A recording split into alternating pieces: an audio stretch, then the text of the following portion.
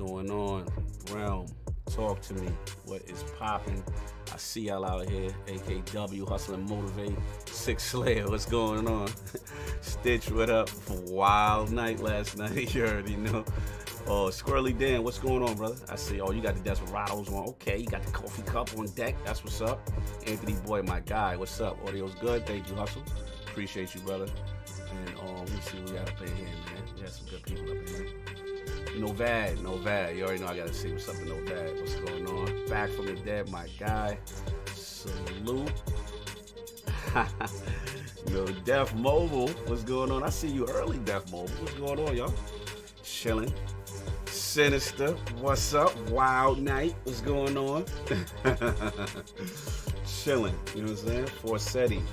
What's going on? Everything good, man. Everything good. So he's waiting. Spoke to the king. We need to pull up. Addict. Talk to him. Addict.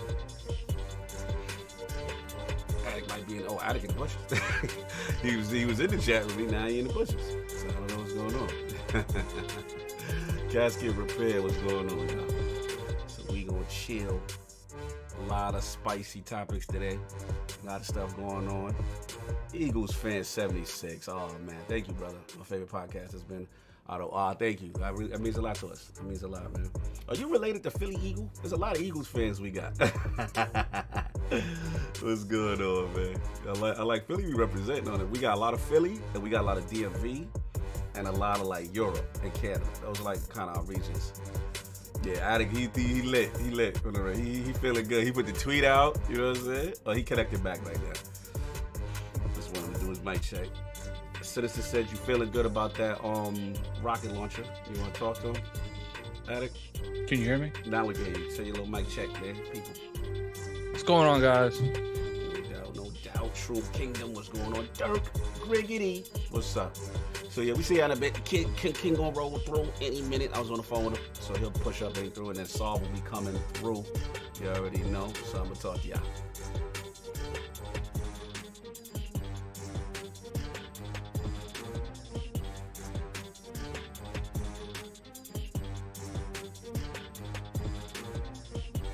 Caught that, my bad, AKW. It's always your birthday's on Tuesday. I want to give away something on the show next week, Sunday. Oh, I'd be appreciated. Yeah, we got you, man. Whatever you want to do. Whatever you want to do. That's what's up. You know what I'm saying? Happy soon to be born day, AKW. Eagle fan, you just got that Philly love. Yeah, Philly show a lot of love, man. We respect the ball. Respect the balls out there. So we see y'all, man. I'll talk to you a bit.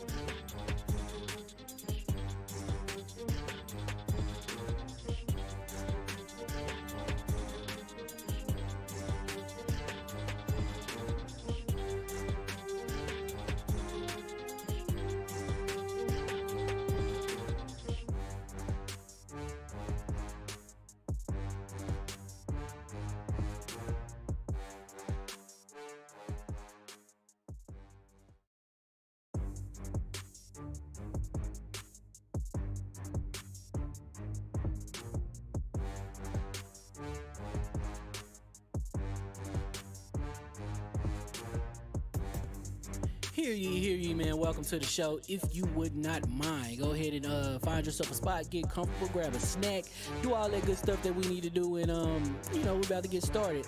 It's not important who I am. What's important is that you are pulling up to the Iron Lords podcast right now as we speak, and I guess I'm here to keep you entertained until it's time to get this show started. So look. Y'all done messed up and turned me to an animal. And haters be swearing they real, but come to find out that they really mechanical. And yeah, I be eating these rappers, but that's all a part of me being a cannibal. And they say I'm better than money because you can bank on me being accountable. I know a million rappers that don't want to be on a song with me, that's understandable. I kill a beat and they want to compare me to Freddie and Jason. I'd rather be Hannibal. They be like, why use a video game? Just be original, y'all too dramatical. I know it's random, but I'm addicted to flipping the sample and making it flammable. This is that yoga, fire, flame. They think it's arson up in the apartment, they call it department and I get the blame. Still I be running, collecting them rings. You just a target when I'm in the range. I was the hardest to start regardless back when you was messaging people on AIM. Check my vocals, all on Twitter, but I'm anti-social. Love my city, but I'm still bi-coastal. I got no, let's switch that up. What is you doing? What I wanna do? Don't stop. Nah, that was dope. I'm Keep that going. Keep that going. Nah, go ahead. Look, I guess you could say that I'm very spoiled. For them to be your dogs, they ain't very loyal. But I ain't gonna hold you, I ain't here to boil you. You ain't gotta say it, I'm embarrassed for you. Always been a nerd, never been a loser. Making Voltron with a gang of cougars. And I'm going places, better tell a Uber. Cause it's pretty hard to sleep on Freddy Krueger. That's, whew. Let's do that again. Hear ye, man. Welcome to the show. If you would not mind, go ahead and find yourself a spot, get comfortable, grab a snack, do all that good stuff that we need to do, and we're about to get started. It's not important who I am. What's important is that you are pulling up to the Iron Lords podcast right now as we speak, and I guess I'm here to keep you entertained until it's time to get this show started. So look. Y'all done messed up and turned me to an animal. And haters be swearing they real, but come to find out that they really mechanical. And yeah, I be eating these rappers, but that's all a part of me being a cannibal. And they say I'm better than money because you can bank on me being accountable. I know a million rappers that don't want to be on a song with me, that's understandable. I kill a beat and they want to compare me to Freddie and Jason. I'd rather be Hannibal. They be like, why use a video game? Just be original, y'all too dramatical. I know it's random, but I'm addicted to flipping the sample and making it flammable. This is that yoga, fire, flame. They think it's arson up in the apartment, they call it department and I get the blame. Still I be running, collecting them rings. You just a target when I'm in the range. I was the hardest to start regardless back when you was messaging people on AIM. Check my vocals, all on Twitter, but I'm anti-social. Love my city, but I'm still bi-coastal. I got no, let's switch that up. What is you What I doing? wanna do? Don't stop. Nah, that was dope. I'm Keep just that super going. Keep that going. Nah, go ahead. Look, I guess you could say that I'm very spoiled. For them to be your dogs, they ain't very loyal. But I ain't gonna hold you, I ain't here to boil you. You ain't gotta say it, I'm embarrassed for you. Always been a nerd, never been a loser. Making Voltron with a gang of cougars. And I'm going places, better tell a Uber. Cause it's pretty hard to sleep on Freddy Krueger. That's, whew. Let's do that again. Hear ye, man. Welcome to the show. If you would not mind, go ahead and find yourself a spot, get comfortable, grab a snack, do all that good stuff that we need to do, and we're about to get started. It's not important who I am. What's important is that you are pulling up to the Iron Lords podcast right now as we speak, and I guess I'm here to keep you entertained until it's time to get this show started. So look.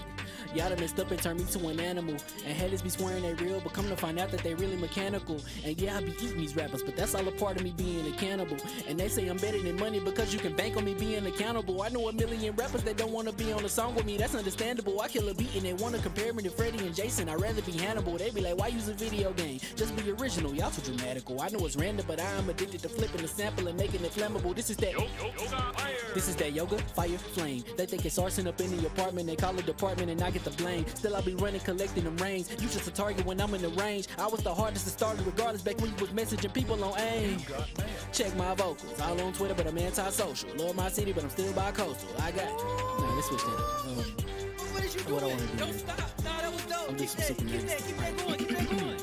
Nah, go ahead. Look, I guess you could say that I'm very spoiled. For them to be your dogs, they ain't very loyal. But I ain't gonna hold you, I ain't here to boil you. You ain't gotta say it, I'm embarrassed for you. Always been a nerd, never been a loser. Making Voltron with a gang of cougars. And I'm going places, better tell a Uber. Cause it's pretty hard to sleep on Freddy Krueger. That's, whew. Let's do that again. Hear ye, man. Welcome to the show. If you would not mind, go ahead and find yourself a spot, get comfortable, grab a snack, do all that good stuff that we need to do, and we're about to get started.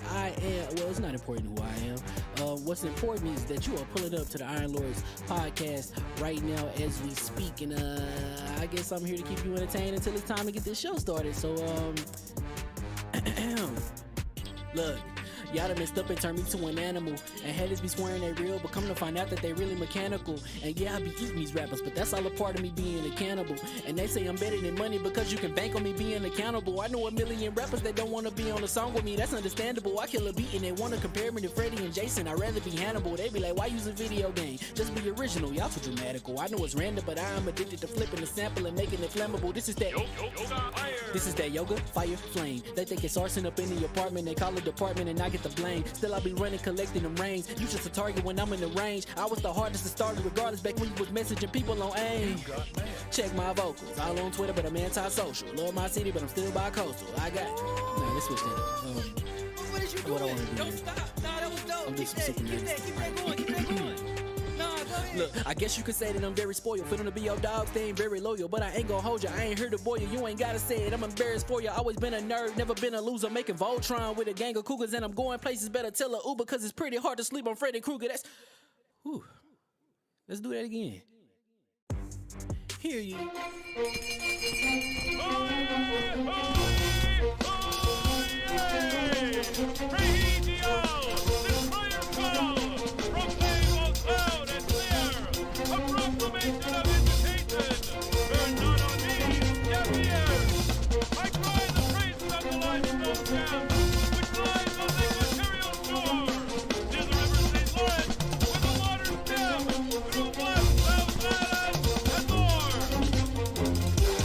I'ma just chill and watch them and eat snacks in the attic. I wanted to chill with the pack and be like a young whoop, but then they would mistake me for addict. If I can imagine it's cool to give you some advice, then invite your girl to your squadron. Cause if you don't give her that option, you gon' be single player like Sovereign. You gon' get tossed in the bushes by King David. Royalty and not a pretender. Detrimental to an elemental, what's an avatar to a knee bender? I gotta be me though. I know it's my destiny, work to Cognito. Who cares if you fly, if you still a mosquito? You swear you ain't stuntin', but really be Steve-O. You like to collect stuff and that's cool, but I got bad news. Even if you really was that dude, King David still be the king of the statues. Since a juvenile, I've been cursed with a curse to be musical. And if you hate it, we'll meet in the crucible. Other than that, then it's cool and it's beautiful. We let you know that your dreams are pursuable. Whatever you wanna do, then it's doable. If you got work on a Sunday, it's suitable. Cause you can listen to this in your cubicle on the Lord's Day. Woo. If you got work on a Sunday, it's suitable. Cause you can listen to this in your cubicle on the Lord's Day.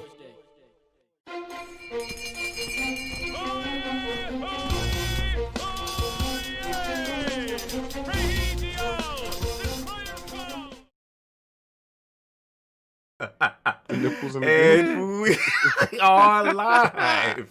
Hear ye. Email addict, email.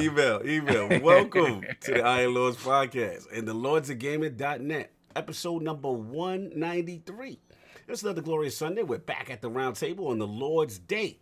And today, we've got XboxLiveGold reversing course. That's gonna be fun. Oh, yeah.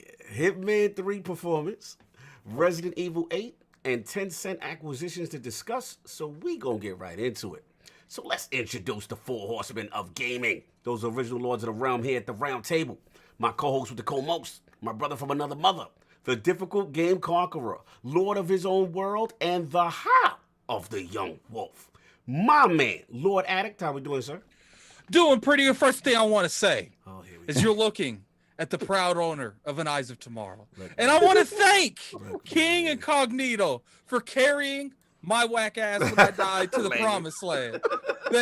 I failed the Lords and died, and they carried me to the victory. I was like, yo, keep shooting. I had more See, storm. I went back and watched it like right Mhm. before I died. I got Yeah. a whole clip of the cloud strike on him. yeah. That's And what's I was up. cloud striking the mess out of it. And I'm happy that I put on that fast sniper reload Yeah. because it really makes a huge difference. Oh, yeah. Oh Yeah. yeah. For So wait, did Cog and King get this weapon? as Let's well? not talk about it. You have it already. I haven't received the weapon, but I'm gonna tell everybody right now. Today, after this show, I'm raiding again. I got 2 other characters, and I'm going in there and I'm trying to, make it happen. I got 2 more shots at the title, and I didn't. The first part of the raid, right? I was so mad. The first part of the raid, we opened the chest. Nothing popped up, and then everybody was like, "Okay, let's move on, What the hell you mean? Let's move on. Nothing popped out of this. You know what's funny, King? When because you know how like you see the exotic before you pick it up. I didn't see it because it was behind a legendary, so I already had in my mind I didn't get it. Yeah. So I'm walking up there and I'm sitting there expecting nothing, and when I got it, I just flipped out. Like I literally He went nuts. Yeah, he had did an go nuts. episode. He went nuts. Shout out to Daniel. He said, for those who do not see, he was like a child on Christmas when he got it. That pure joy. So if you want to get the I'll super put chat. it up because I did private the live stream, but I will put getting that. Oh, you got your glorious moment recorded. Oh, how nice. No, I'll put the reaction on the IOP for members in Patreon. No doubt. Yeah, we got Eagles fan 76 with the $2 super chat. Team Godzilla chat. End of discussion. Yo, I'm gonna tell you right now, I gotta watch that trailer. I'm pretty sure that they dropped the trailer already. Oh yeah, that's right. It's today. Yeah. I'm a huge Godzilla fan, and I Yes, love sir. King Kong, but somebody got to get this work. So this is in the line of movies with the Kong Skull Island, right? Yeah, they It's made that their Kong. whole, All right. their whole world. Okay. They was building up to it, and we were supposed to get it last year. COVID. Yeah. So that's on a been lot it. of things. Besides popping bottles about Eyes of Tomorrow, that's been it, sir. Yeah, and plus, I want to point out, let's do a little Game Pass thing. Let's do some Game Pass talk. King introduced me to a game called Monster Train. I think that's what it's called. Is that what it's called? Sir. I hate this man. I'm not liking the energy he put out on me because now I'm obsessed.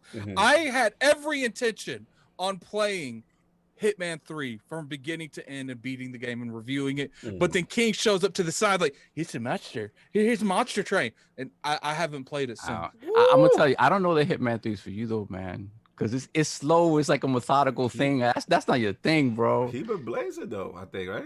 No, he hasn't touched it. He just said. I knew it was gonna get him. I knew it was gonna get him when I downloaded it, and I was like, "Oh!" But I told him it's another game that is Monster Sanctuary. Yeah. So I said, "When you finish that Monster Train, meet me over at the Monster Sanctuary." He looked like he talking to somebody. Yo, shout out to Young Chris in the chat. Hey, we lost him. Yeah, we lost him. He in there. He battling somebody over there. Young Chris, raid right after this, so don't disappear, bro. We got Eagles fan 76 again with $2 super chat. Kong going out like Connor last night. Sorry, good transition. We'll be talking about that. We'll be talking about that. Talking about that. And of course, we have our most technical gaming lord, the solo gamer who lives for the single player selfish experience, and also the Sostradamus, the Lord of Clarity, and Lord Patreon of the Iron Bank. My man, no picture today, but we know why. Lord Sovereign. No doubt. I apologize for the lack of camera. It may be like this next week as well. Just giving you guys a little bit of forewarning. It's been a week. I'm gonna just leave it at that. It's just been a week. Yeah, it's been a week. So I'm glad to be here. Yeah, listen, we're glad to have you here. We know you got a lot of stuff going on. I think you naked. Oh my God! It could be. I man! Right now, you in your tighty whities, it could you just be. got your nipples out, and you like, ooh wee! I'm doing the podcast free. What do they say? IOP after dark. What do they say? What do they say? What do they in the Tootsie Pop commercial? The world may never know. The world may never know. At the end of the day, man. At the end of the day, like all he got a shirt on. So, yeah, I mean, listen. Man. I mean, 99.9% of the time, I'm in my drawers. That's for sure. Oh, that's 100%. Our female listeners definitely we're not appreciate far this off. information. Naked under my clothes.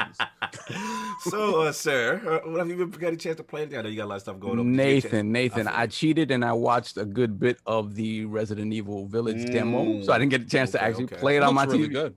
Yeah, I mean, it looks great. Shout out for PlayStation for spending good money on a demo. I mean, didn't they do it with the first demo for 7 as well? Yeah, right? I believe so. But I feel like that's good money spent though, King. Like, you know what it is? Because now the narrative around people who not really paying attention, they think it's a PlayStation exclusive. Yeah. So it's smart on them, and it worked. Even I guess though we know it's gonna play at a lower resolution. Shout out for going out there showing us what it's gonna look like on the S. Oh my God, stop. So yeah, I haven't gotten to play anything. I would have loved to play some Hitman. But bro, again, I got you. I got you. Like I said, it's been a week, so. No doubt. And of course, we have the Incredible Hulk of this, aka the XS Gamer. Ooh. The prophet of Xbox, king of the statues, who demands nothing less than that premium experience, and is the leader of the fraud alert movement. Ooh. Beloved Lord King, how we doing, sir? Better than Connor. Hold on real quick. 108 Dragons is the $10 super chat. Do y'all see the chat? It's not Xbox versus PlayStation today. It's King Kong versus Godzilla Day. P.S. Kong, I'm actually watching the trailer right now as we speak. He's standing up. Godzilla is Game Pass. Kong is PS Now. Oh, Yeah, this is wild facts. But last night, shout out to Lemon and his daughter going to college. Salute, a blessed thing, especially in a community of the Browns and the Docs. Yes. We always champion furthering your education. Facts. Beautiful. And, giving back to the community, being a positive light. So Lemon, I salute you for being a great dad, doing what you're doing, making sure that your baby get to college, baby. I saw that and I was proud. It's so funny how excited he was, and she was like, "Yeah, whatever." Like, yeah, you know what it is? She don't know until it's her turn to do it for her kid. Facts. So shout out to that man. That man, I was smiling for you, brother. That's love. That's love. All right, so last night, right, we in the raid, and it just dawned on me what the hell happened with the Connor fight. Now, before the fight, I was looking at him, and I said, "Man, Connor look off." And in my head, I said, it might be a TKO or a choke out in the second round. But old boy is not known for choking dudes out like that. Right. So I said, he's going to strike with Connor. I said, his worst thing to do with Connor would be strike with Connor, right? And Connor was getting him with the strikes. He got counted. Round run was his. Yeah, he was winning round two. Yeah. But he got counted by that left hook. And he noticed right off the rip. Connor played it well. Right. He noticed right off the rip. He not right. I think Connor was weight drained. I don't think that's Connor's weight anymore. Connor is leg, though? Did you see that? But his leg was terrible. He dude left with the stitches. Like them leg kicks roughed him up. Yeah. Put on. People don't understand all that goes into MMA. Yeah. Connor has been off for a year. He's older. He's older. He's slower. He need all that. We sparring. Now I'm not gonna laugh at a king that go down. It's just how this king gets up. Right. But COVID and the layoff hurt a lot more people. Also. So those dudes that's on the undercards that was working, that was getting all that work and stuff like that. Those lesser known dudes. Yeah. Those dudes were in a better position. I thought Connor had that fight until he got counted, and I think he would have beat dude. But it is what it is. Shout out to old boy that was talking spicy at the end. Oh yeah. He was talking spicy. But Connor's gonna mix see it what up. Khabib said? Khabib was like, "Yo, that's what happened when you make the millions from Floyd, you fire your team that made you the champion, and then you got some light work backup B team because they wouldn't listen to what you say." I was like, "Yo." I mean, and Connor said that he was like, you can't be inactive here. You can't, take months off and come back and think it's love. Like it's not that. Not everybody can do that. And like King said, like he's older. He doesn't really belong at that weight class. And now he needs to fight something closer to his normal weight, so he's not cutting all this weight. You know what it is, Sav? He like shacking a little dude. Yeah, I mean he did it from the rip. That's how he got big, by shacking a little dude. Like, but you can't do that with the old body. Nah. But I want to give a shout out to everybody that came out to see me on Dolph Castle X yesterday on a live unboxing. Oh yeah. I pulled up. Yeah, I made it a thing. And as you can see right now, you see Black Bolt the King right over there with the screaming out there. I'm not gonna turn the beat around on him right now. And down at the bottom, Dr. Strange is down there. But the live unboxing Saturdays is real fun. Yes, you know, sir. come out, and if you haven't seen premium unboxings, come in, have a good time, watch us do our thing. Fridays, you know, we do the actual show. But I like to think that, and for any fraud that's told me when I'm going to do the one chip challenge, that was done last week, fool. Shows how much they watch. The realm, they're so in tune with what's going on. Call out a couple of frauds. But okay, so what I'm playing right now on Game Pass Woo! is Torchlight 3. Which one? Torchlight 3. Okay. All right, so you know I'm a huge fan of Torchlight, and then I'm when done I with your recommendations. They end up costing me life. So. but you really like Torchlight 3 You're addicted because we ain't talking. Let's it's just a continue. looter, so Time. you can get epic gear and stuff and legendary gear. So my son and I was playing last night. You know, Green Mason and I was playing last night. It's a Shout out to multiplayer Green. as well. So it's an RPG, dungeon, Oh, God, please action stop. explorer. So it's in the Addict vein can't control of himself. Addict slapping his arm as we speak. The Right? addict is kicking in. He might Yo, control Addict, himself. I'm telling you, I got them lined up for you. next is Monster Sanctuary. Then you can meet me at Torchlight 3. But that's all I've been doing besides raiding with Cognito and not getting eyes of tomorrow. yes. Salute to that. Yo, so you want to get to Jason funny super chats and then I'll do it. Give me a second. Hold on. I think it was We got Dizzy. Dizzy with the $5 super chat. Kong slander will not be tolerated on the Lord's Day. Only one title for the king, and he sure wasn't the one getting face smashed. Medium review, 1 out of 27. Jesus. Then we got 108 with the $5 super chat. Thanks, my brothers. I almost hit up. I stood strong as best I could. I turned into 108 crying dragons later, though. Still have butterflies. Very proud. Beautiful thing, man. That's beautiful, man. thing. Beautiful. Tears of joy, brother. You already know. Then we have Squirrely Dan with the $2 super chat. Addicts out here scratching like Tyrone Biggums. Yeah, he got that Game Pass with the ashy lips. Yeah. Yo, so on this Kong versus Godzilla thing, right? Yes. Obviously Godzilla breathes fire. Yes. Godzilla got the little baby arms though. Like Kong.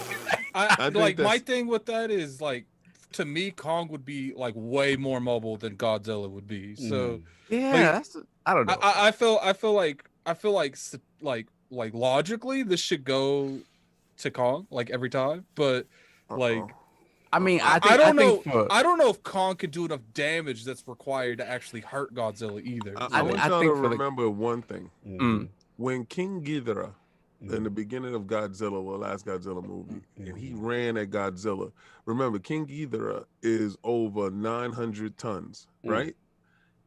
Godzilla stopped that, met that, grabbed Boyle by his throat, put him down, let's go do this. Now, Kong is matured now. They had to have him matured to get to Godzilla's level, and it's gonna be a nice fight. Y'all saw the punch in the face, and that's to get y'all riled up. So when you burn the skin off your man's chest.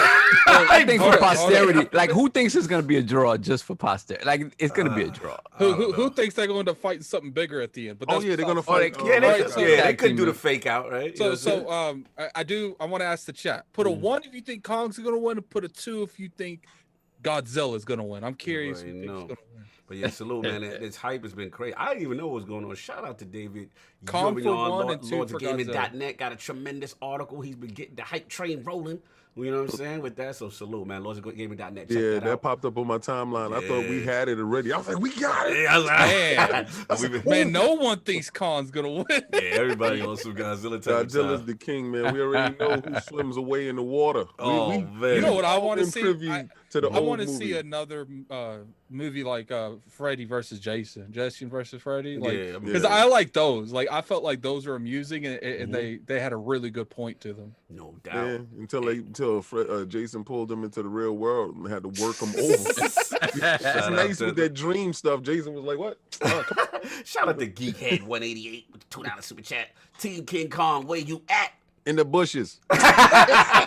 In the trees where you belong. Oh man, and of course we have the gaming ninja himself, the Shinobi, LordCognito, spreading that realness in the realm of the IOP, not telling what you want to hear, what you need to hear. So yo, it's been a lot of gaming this week, man. Obviously Destiny, shout out to Addict for getting that Eyes of Tomorrow. I was very pissed with him, but I have to hold my anger and my jealousy. I was so happy. Your joy was so really felt, and my hate was reciprocated. Because what just made it worse is I didn't think I had it because I didn't see it. And Yo, when I you got was it, man, so happy, bro. like, I was like, what's oh, funny man. is Forte said I had like the hallelujah hands. I was like this. Yeah. I was like, oh my god, I can't get it. Oh my god. Oh my god. But anyway, Nah, silly. it's funny because at first, whatchamacallit got it, right? And he was Oh, like, yeah, y'all gonna be mad with me. Yeah, he said you're gonna be mad with me. Yeah. I was like, oh, he got That's it. I the was first like, time it ever dropped twice. For two people. In one. I've never seen that. That's We what was had in me there for doubly mad. 400 hours. Because I was like, yeah, exactly. 'Cause I was like, yo, how you already got the Oh, I was furious. But anyway, moving on. Let me say one thing for man talk. Oh, man talk? Real quick. Let's go. Real quick. Listen, guys. You know, when you're in the room and you're raiding for X amount of hours and, you know, the level of frustration starts to reach a peak, don't look for someone to be a scapegoat and stop acting tough on Xbox Live. We are grown men, Factual. you know, that have jobs, have children, and we all demand respect. So, you know, when you tell people, oh, it's on site when I see you because you wasn't using Divinity, right? or stupid like that, all you doing is further alienating yourself from the realm. Facts. So at some point in time, you have to realize that the problem isn't everybody else, the problem is you. And you must own up to your stuff and you must apologize to people, because if someone said something that you did not like, you send them a text message. We are all family, and you handle that behind the scenes, but you do not at no point in time when we are live disrespect any man, because every man stands tall. Facts. So like, show respect. If you want respect, you show respect, and that's how you get respect. Yeah, okay, we're not doing wolf tickets over video games. yeah, because We're not doing that, nobody, fam. listen, and I'm gonna tell you that nobody, I'm not gonna allow nobody to fight over no raid. So Facts. if you even think that it's on site, you're just sadly mistaken. You're just breathing breathing hot air for no There's reason. nothing worse than keyboard thugging. There's Keyboard nothing. thugging. Come on, especially at the age group involved. Let's just Let's I had to move look on. around. I said, did he just say it's on site? Man, if you don't get your Bengay and rub it on your knees and shit. Moving along, but thank you for the We man got- talk, sir. Oh, you want to get that stuff? Yeah, we got Stitch with the $2 super chat. To make matters worse, I got it on that run too. To pay, I'm gonna pay to rub it in. Oh man, I was We didn't definitely. need your information either, man. You could have kept that to yourself. Actually, you know what? I got the Eyes of Tomorrow. So talk your talk. Like, talk your talk. We all caught up, man. Came back and Yeah, what we're up, bro? good. We're good. Chilling. I see some people in the old ground that gave what's going on. Philly Eagle, what up? Two Eagle fans. I get confused. Eagle 76 and Philly Eagle. But anyway, shout out to that. We did the raid. We got that going on. I want to shout out to Last Word with Ebatis. We had my man Cloud Plays from the UK, man. You know what I'm saying? So that was lit. Yo, check that out. Fun show talking about what's going on. Yo, Solve, yo. Yakuza like a drag. It got me. Oh, okay, It got okay. me, bro. It got me. At first, I'm gonna be real. The first chapter and a half, I was like, it was dragging. I felt like every part of this game is narrative. Every part, like narrative. Now you do something, they want to talk about it. They do it's a cinema. Like it's the production value is high, but I just wasn't grabbing until something happens, and I was like, yo, oh, this is different. You know what I'm saying? So then, yeah, once it flipped, and I was like, okay, this is fire. You know what I mean? So, yo, I am so addicted because the story is fire. Then the character don't take himself seriously. And then the game be breaking the fourth wall, and then it be wow funny. Yo, it's a funny. I don't want to spoil too much. Please stick it after chapter 2. Please stick it, give it a shot, man. It is one of their best. I am completely addicted to this game. Shout out to Sega. Shout out to Phil. I gotta get Phil, Dominus Maximus, Aurelius, Spencer for making it happen. You know what I'm saying? Because these Thank you you type for of saying that, games. right? 'Cause the I know I've been first off. one- I know I've been messing up his titles. I know I've been Aurelius. off. But I've been doing that, and then I got the Hitman 3. We'll talk about that. I'll talk. Only issue I want to say now before we get in depth is. No shout out, fraud alert on the importing Hitman 1 and Hitman 2 into your Hitman 3. It's not working. It is so many problems to get this simple thing done. I own both games. I'm only able to get Hitman 1 maps in. You could tell it was something that was like done at the last minute or something like that, Yo, because but- it's pretty bad. Fraud alert on them. What's up? The reason why, because it was already in Xbox Game Pass. So I don't know. It's there for me already, right? But then there's a new remastered one. Yeah, that there's you like get. 5 That's different the one you get. versions. Yeah. So this is the thing now, because what I had done in anticipation was to make sure I re-downloaded everything on Hitman 1 and 2. Don't do that. So is it basically just re-downloading upgraded versions of that for 3? So me downloading them previously doesn't matter? Or I don't even truly understand because, again, it's almost like a license thing. right? Because when they tell you don't own it, it takes you to the Microsoft store, right? Yeah. So then Okay. I'm like, all right, fam, I own it. Why is it not here? It's telling me I own it.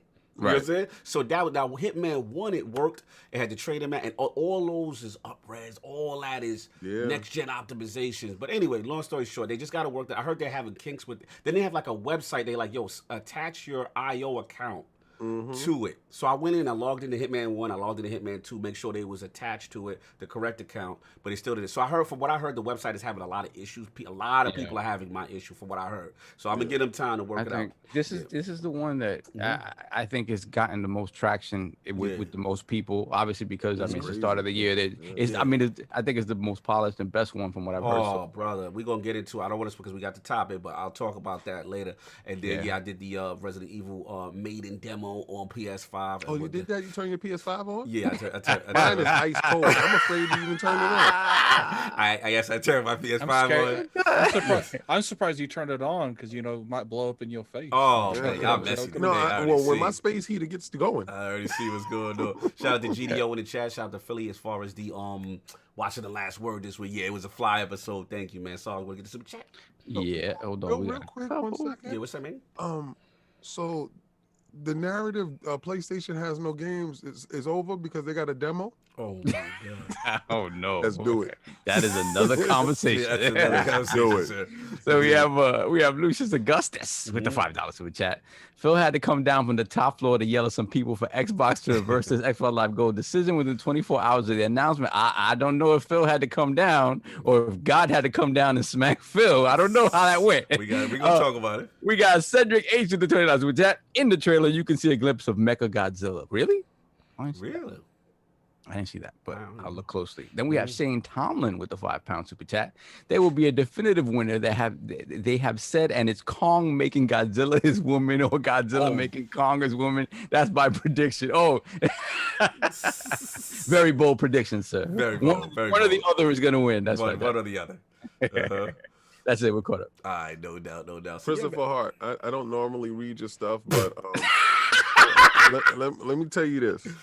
Being that you don't have an Xbox, you wouldn't know what they got. But I could tell you that your PlayStation has no games. You have a DLC that was 3 hours without the cutscenes. And I finished it. And Without mine the is sitting there cutscenes. frozen. So you're playing the background demo that came free with the game, and they gave you another demo to have fun with. So have fun with your demos. I'm done. Anyway, yo, you ain't gonna do that. We not introducing that. Yo, addict. You gotta hit Christopher Hart with the bye. You got to do it like the extra. Like, hi. Yeah, I ain't like that in the ring. They do that in the ring last night. Oh, y'all stupid. Anyway, that has been it for me game-wise. Oh, let's do this poll, man. Let's get into it. Last week poll results are in, and the people have spoken to the question with the recent reveal of a new Bethesda-led Indiana Jones game. What do you think will be the outcome regarding platform exclusivity? All right, this is by far the closest poll in the history of ILP polls. The winner of the four-way ILP poll at 36.3, I had to throw the point on it, of the vote was Indiana Jones will be a true exclusive group. Coming in at second at 35.4% of the vote was no exclusivity. This game will be multi-plat and Game Pass group. Coming in at third, was still kind of close at 25% of the vote, was Xbox will have a 1-year timed exclusivity. And last place at only 2% of the vote was I don't care, just throw old Harrison Ford and Indiana Jones in the bushes. So, yeah, this was close, man. King, you are the victor once again. You've been on fire with these. People seem to agree with you all the time. So, what do you have to say for yourself, sir? It's inevitable. You can run from it. You can look away. You can hide from it. It will happen. All this y'all thinking that Microsoft is in the realm of playing nice. You already see what they're about. If they hear the words in the street, they listening to the concrete. Their ear is on the floor. They got cold air right now because it's cold outside, 20 degrees outside. Phil air is frosted over because he's listening to you cry. So I'm gonna tell you, he hear Xbox dudes, and it don't take nothing but a snap to make you go away. So your copy is gonna be one of those things that popped up on Digital Foundry 20 years later. This is what the PlayStation. They gonna find the version. Yo, you stupid. I remember when they did that. The lost PlayStation gears. I remember that they did. Lost treasures. I'm gonna tell you though, by the end of last week's convo, I was kind of turned. Because the funny thing is, it's just I wasn't paying attention to my own argument because at the end of the day, no, it's funny because like if my argument is that when they sat down to talk acquisition, they had to open up the books and Microsoft knew this, then in knowing this from the beginning, it makes sense that they're going to pay $7.5 billion for ZeniMax. Right. Whatever's coming along with it, they're gonna try their darndest to get to be exclusive. If the play is we're strengthening Game Pass with everything that we have, then yeah, the play would be we're gonna try to make Indiana Jones exclusive. So it makes sense. It absolutely does make sense. Speaking on methods of dark side,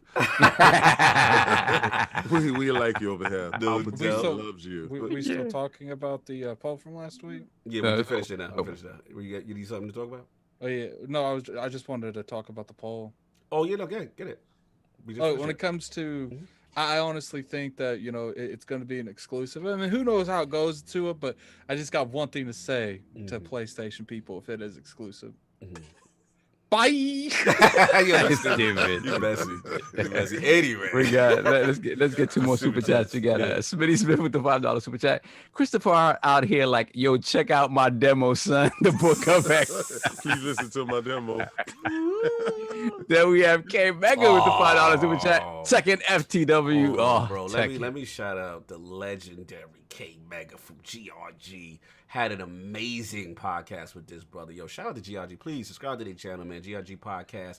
Absolute great time. We was talking classic games. He hit me. He boxed me in, King. Yeah, he's like, yo, you only got to pick 3 of your GOATs of all time.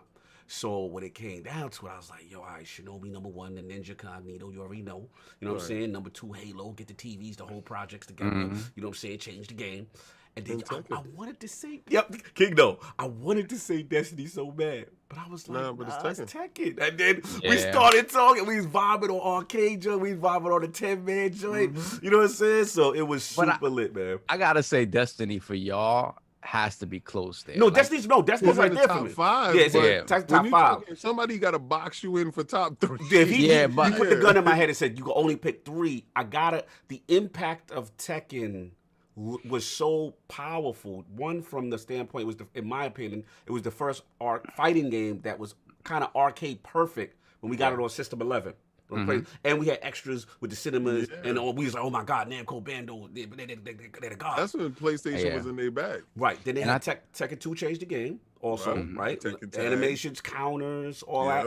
Tekken 3 came, bro. God. That was, man, transformative. Then they was doing the katas. They really brought martial arts to the forefront. King had capoeira. I had my taekwondo. You had King with the wrestling. You knew all the 10 hits. And King Saul was beast. Saul would get you in a rolling cradle. It was over. Oh my God. You know what I'm saying? You know what I'm saying? Rolling death cradle. Factual, man. So I had to say, like, when I put the guns in my head, I was like, Tekken had King. Remember, Tekken had cats pulling up to the spot. Remember when Solo brought his brother, we said, we gonna go to the bowling alley arcade right now. We gonna remember I had to get him up out of there.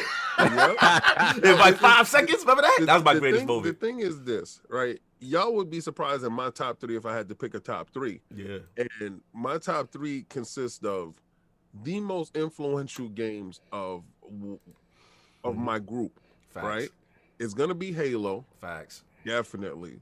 That's gonna be top 1 game, period. If I had to pick one game and my team on an island, it would be Halo, the whole series. The next one is that wrestling.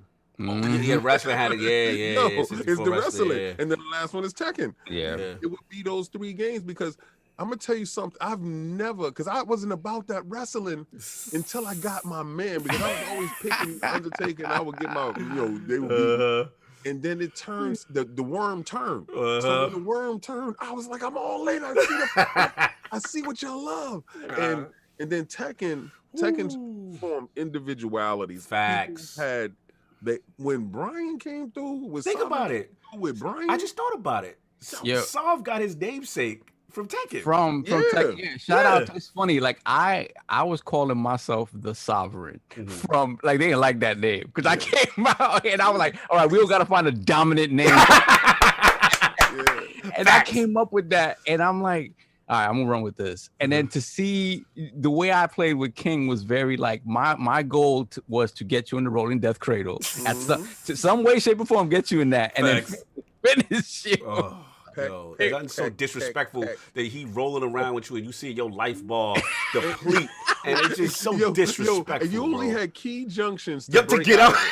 And then once he got that part where he put you on the arm and you do the snap, it's over. Yeah. And then when I transitioned to Brian Fury, it was like, so shout out to K Mega on that. You know what I'm saying? It was fun. No doubt. We got the Fonz O'Reilly, the grounded gamer, Mike Check. Fonz.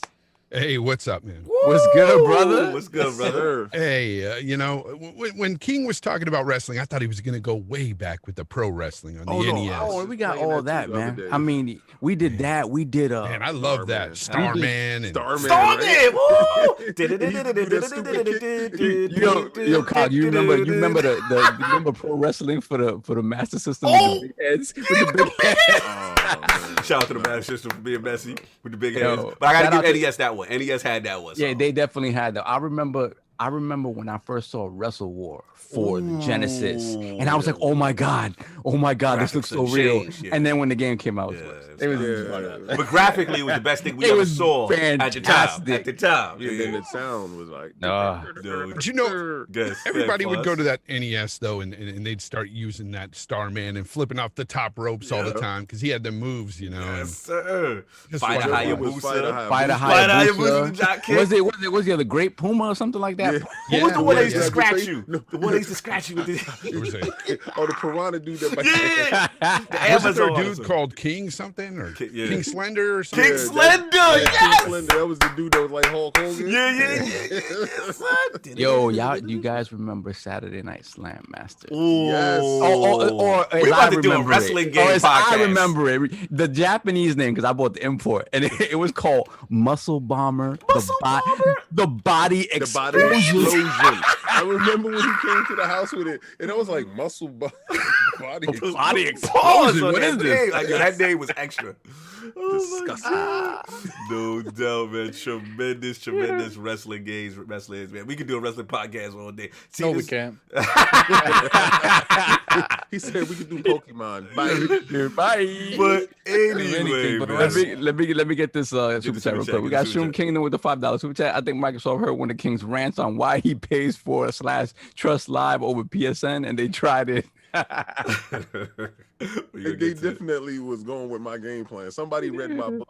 No doubt. We all caught up, so? Yeah, we're good. All right, so man, it's on you, man. We're going to transition right into the main event here. You know what I'm saying? So what's going on with did something happen with Xbox Live Gold this week? Did anything happen? Well, the worm is turned on this one. I picked this topic and I thought it's just gonna be a topic, whatever. We're gonna talk a little bit about it, but the internet thought otherwise. All right. So on Friday, out of nowhere, the Xbox announced an increase to the yearly subscription of Xbox Live from $60 for a full year to $120 for a full year for for incoming Xbox Live members. Double up. And the internet had a lot to say about that, and none of it was good. Not more than 14 to 15 hours later, after a lot of vitriol online, they came out and admitted that they made a mistake changed course on that, in addition to announcing things that have been in the works for a while, but we weren't necessarily ready to announce. But they are finally removing the paywall for free-to-play games on Xbox Live. So they took a big L and turned it into a W. And the question is, why did they even do that? Right. What happened there? What was that whole course of events that happened, and why did it happen? So let's talk about it. Let's talk about it, man. Let's get Fonz, man. I seen you lit on Twitter for a bit, so I want to get your feedback and that whole, from the initial, like Saul was saying, announcement to the reversal. Where you at with this, sir? Well, when I initially heard about it, I was in a chat with Colt and some other people, and they were pretty livid, and they were like, why would they do something like this?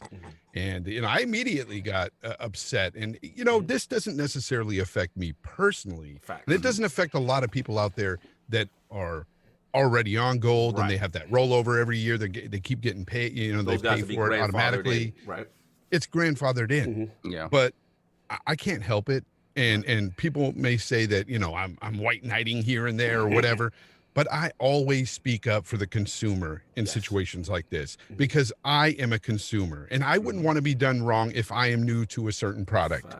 I don't want to feel like I'm being shafted. And this indeed would shaft a lot of new people. It would shaft those people that say maybe they lapse in a payment and they don't pay for 1 month, and they come back, and then all of a sudden they're hit with that $120, for a year. It's crazy that doubling of price. And so immediately I took to Twitter and I added Xbox, added Phil Spencer. Whoa, and not because, you brought the smoke? And not because I was mad at Phil Spencer per se, but I need to, because I don't know who decided this was good for Xbox, but I had to point fingers at somebody and say, hey, Phil, look, you're the head of Xbox. You need to do something about this. And basically I told him, and I was very polite about it, but I was firm. I said, you need to roll this back, and then you need to take down that paywall for the free to play games. I said, that's some goodwill faith right there. That's what you need to do. And that was one of my, that was like my first post I put out there about this.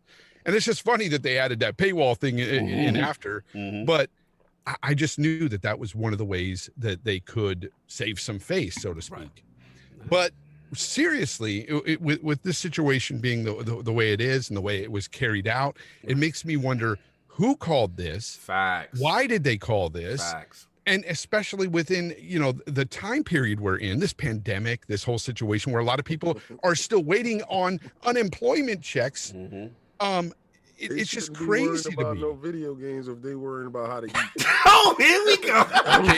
I don't have any sympathy. You should not entertain yourself. I don't have any sympathy for somebody that's choosing video games over food. King, and I don't think anybody's really doing that, but my sentiments is that there is people out here that maybe they're going through some stuff because of this, and this is gaming is an outlet for them to just get out of this whole real world mess that we're in.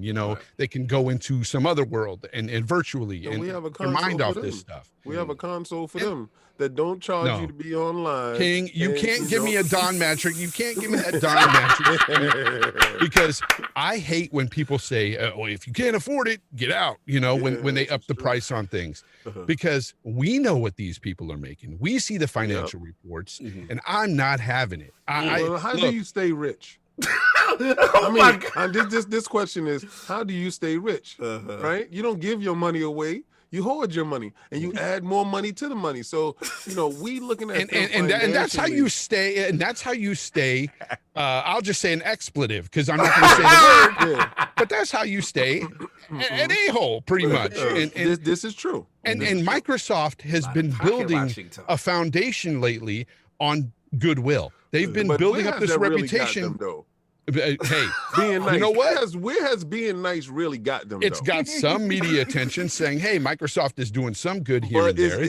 Has it transformed the narrative to being number one? Because in order to transform the narrative, you have to have great, compelling games coming out for your system. But you also don't have to be nice. And until they come, you have to just sit back there at number And 2 or take number it. 3, and you just need to do whatever it is you can to be that nice guy. Raise Because the price on the weakest basically- platform that you got to make people turn to the better platform. yeah, but see, you cannot force a bit. That's not good business to force It's people fantastic into business. That's terrible business. No, it's because not. you're It was not going great to turn business. those that don't like Game Pass to go get Game Pass. They're not And going to then like they that at either all. sit down or they get in. See, this is the best part about this whole thing was when it went down, I laughed. I laughed so hard. I had a cackle in my throat that was so crazy. Oh my God! Because it turned into get down or lay down. They put the gun out. Right, so a lot of the TCL dudes was There we screaming, go. "No!" but King, PlayStation Now, it's still $60. Then play over there. Unfortunately, King, I got to tell you, most of the guys on Xbox are TCL dudes. Listen, And that's the problem. Listen. Okay, you cannot look at your fan base. The majority of your user base is still on gold. And you can't look at And those you guys need that them to don't want. switch over. You They gotta can't switch see over. Right. You know what? You have to entice them to switch over. And again, that goes But Fonz, with the games. didn't And they do that eventually, already? and I put out a post on that too. I said, as soon as you get the compelling games there, people will switch. You do not force people. Games over This there. was basically extortion, King. This is King. It's a strong arm. King, it's a strong arm tactic. This bro. is get down or lay down. You got the other dudes over there that's not giving you anything compelling, and they treat you terribly, and they're winning. So when Microsoft is treating you nice and they getting third-hand deals, I'm sick and tired of it. Let's be ruthless. But the problem is, Be King, rewind give competition, not the people paying listen, your money. they're not in a position for them for the narrative. Right now I'm playing devil's advocate. Yeah, I know what you're doing. He's just setting the love it world. because He's he just gets setting the to- world on fire. That's it. We get to have this back and forth debate, and it's a good thing because people need to hear both sides. Right. Because they can see how My side is ridiculous absolutely trash. how ridiculous King's side sounds, because you cannot force people into something they do not want. That's business 101. You cannot do that. This was downright extortion, man. Yes. Technically, you can. Yeah, I mean, this happened. Now to the try. point, to the point about diverting people to Game Pass, this was an obvious ploy to do. Right. Remove from the argument the people that are playing only free to play games, and now finally they're gonna be able to have their box without having to pay to use. Amazing. About right? time. So remove them from the argument, but let's talk about the gamer that plays one or two other games, and that's it. They play COD, they play maybe sports games, Madden. They don't play anything else, and they're saying to you, "Hey, I don't want Game Pass regardless. I don't care how good it is. Don't roll anything into anything. I just want the most basic thing to get me online."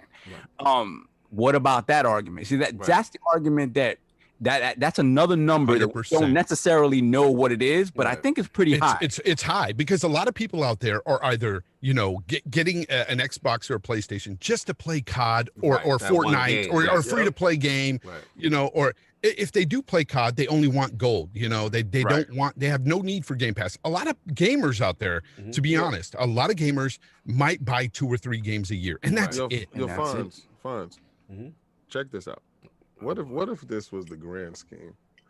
What if this was the grand scheme? They weren't really trending at all, right? So it was a downturn, and I tell you put out bad news on a Friday, and they said, "Yo, how about this? How about we flip the world upside down? We said we're gonna double the price on this." Really doing conspiracy check this theory, out. This is King? my Are we conspiracy really theory. doing this? We haven't stepped on the rake in a while. Let's do this. Check this out. And everybody goes, "Oh, I'm gonna let him dig his same grave, old man. Microsoft. I can't believe Microsoft again. Microsoft.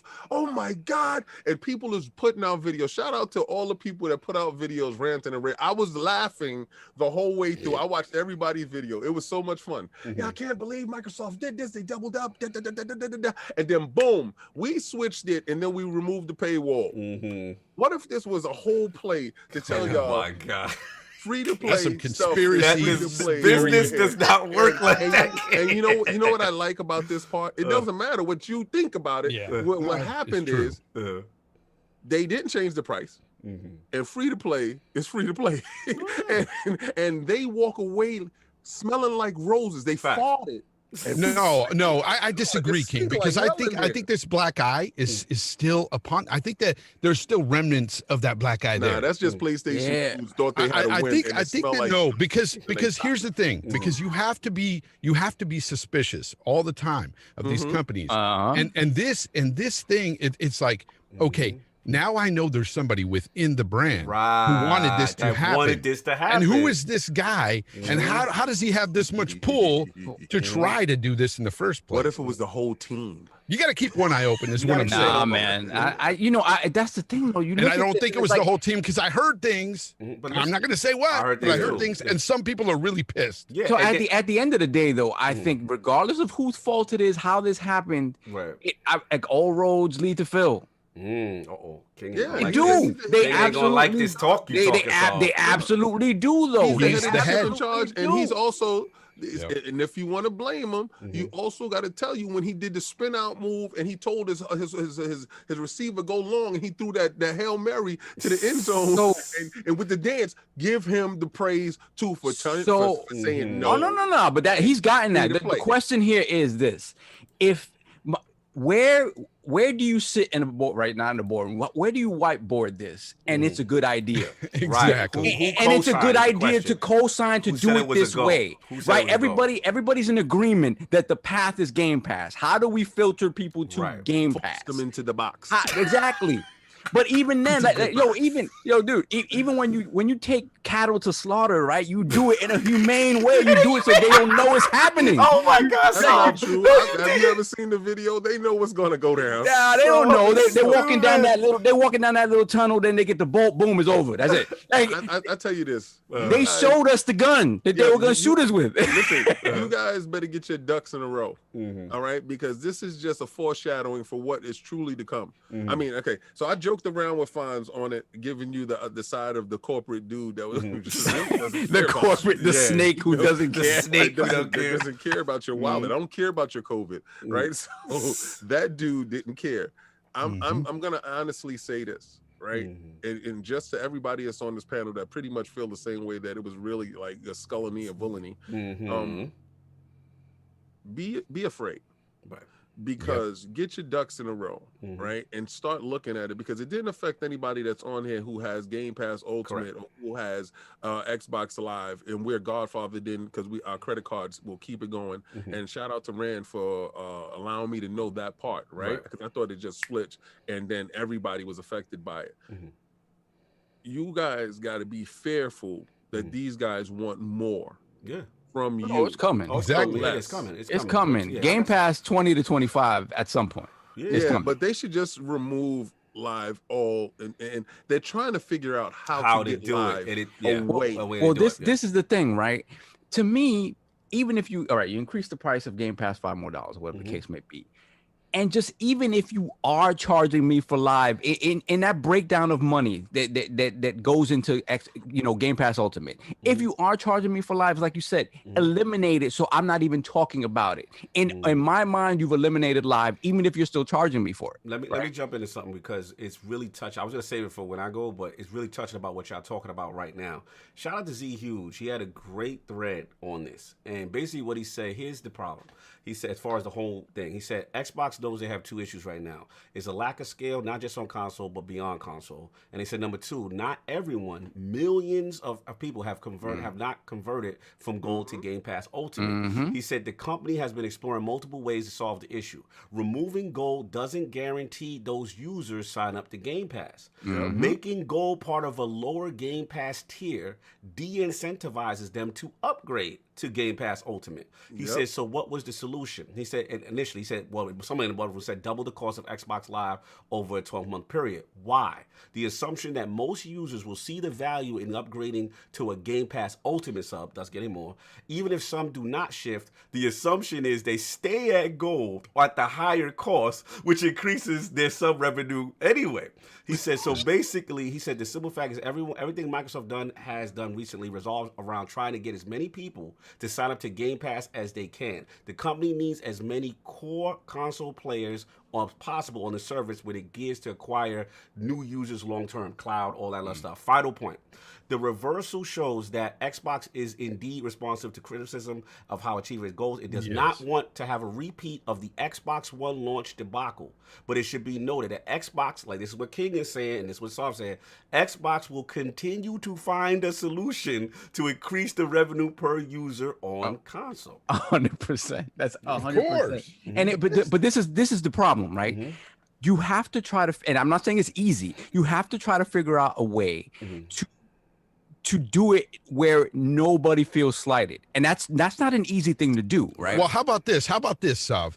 How about had they come out and said, look, these are the grandiose changes we were planning on making for gold before you try to up the price. You got to entice people with, you know, say, hey, we got this coming, so this is why we're doing this, you know, and they're not doing that. And that's why with Game Pass, if they do up the price, which eventually they will, we've all been saying this for a long time now.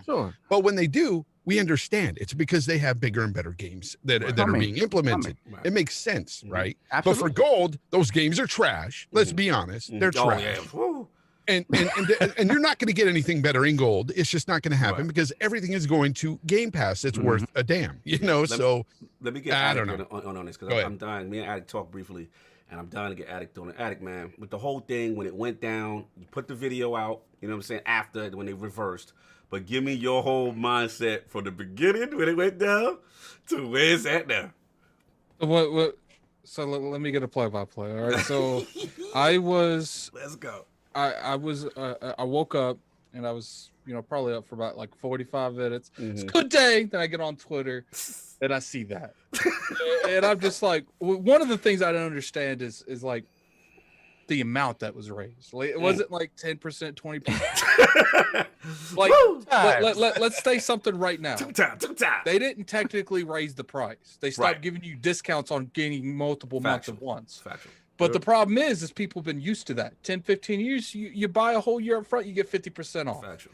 And they stopped that. So they didn't technically raise the price, but they took something that the consumers used to.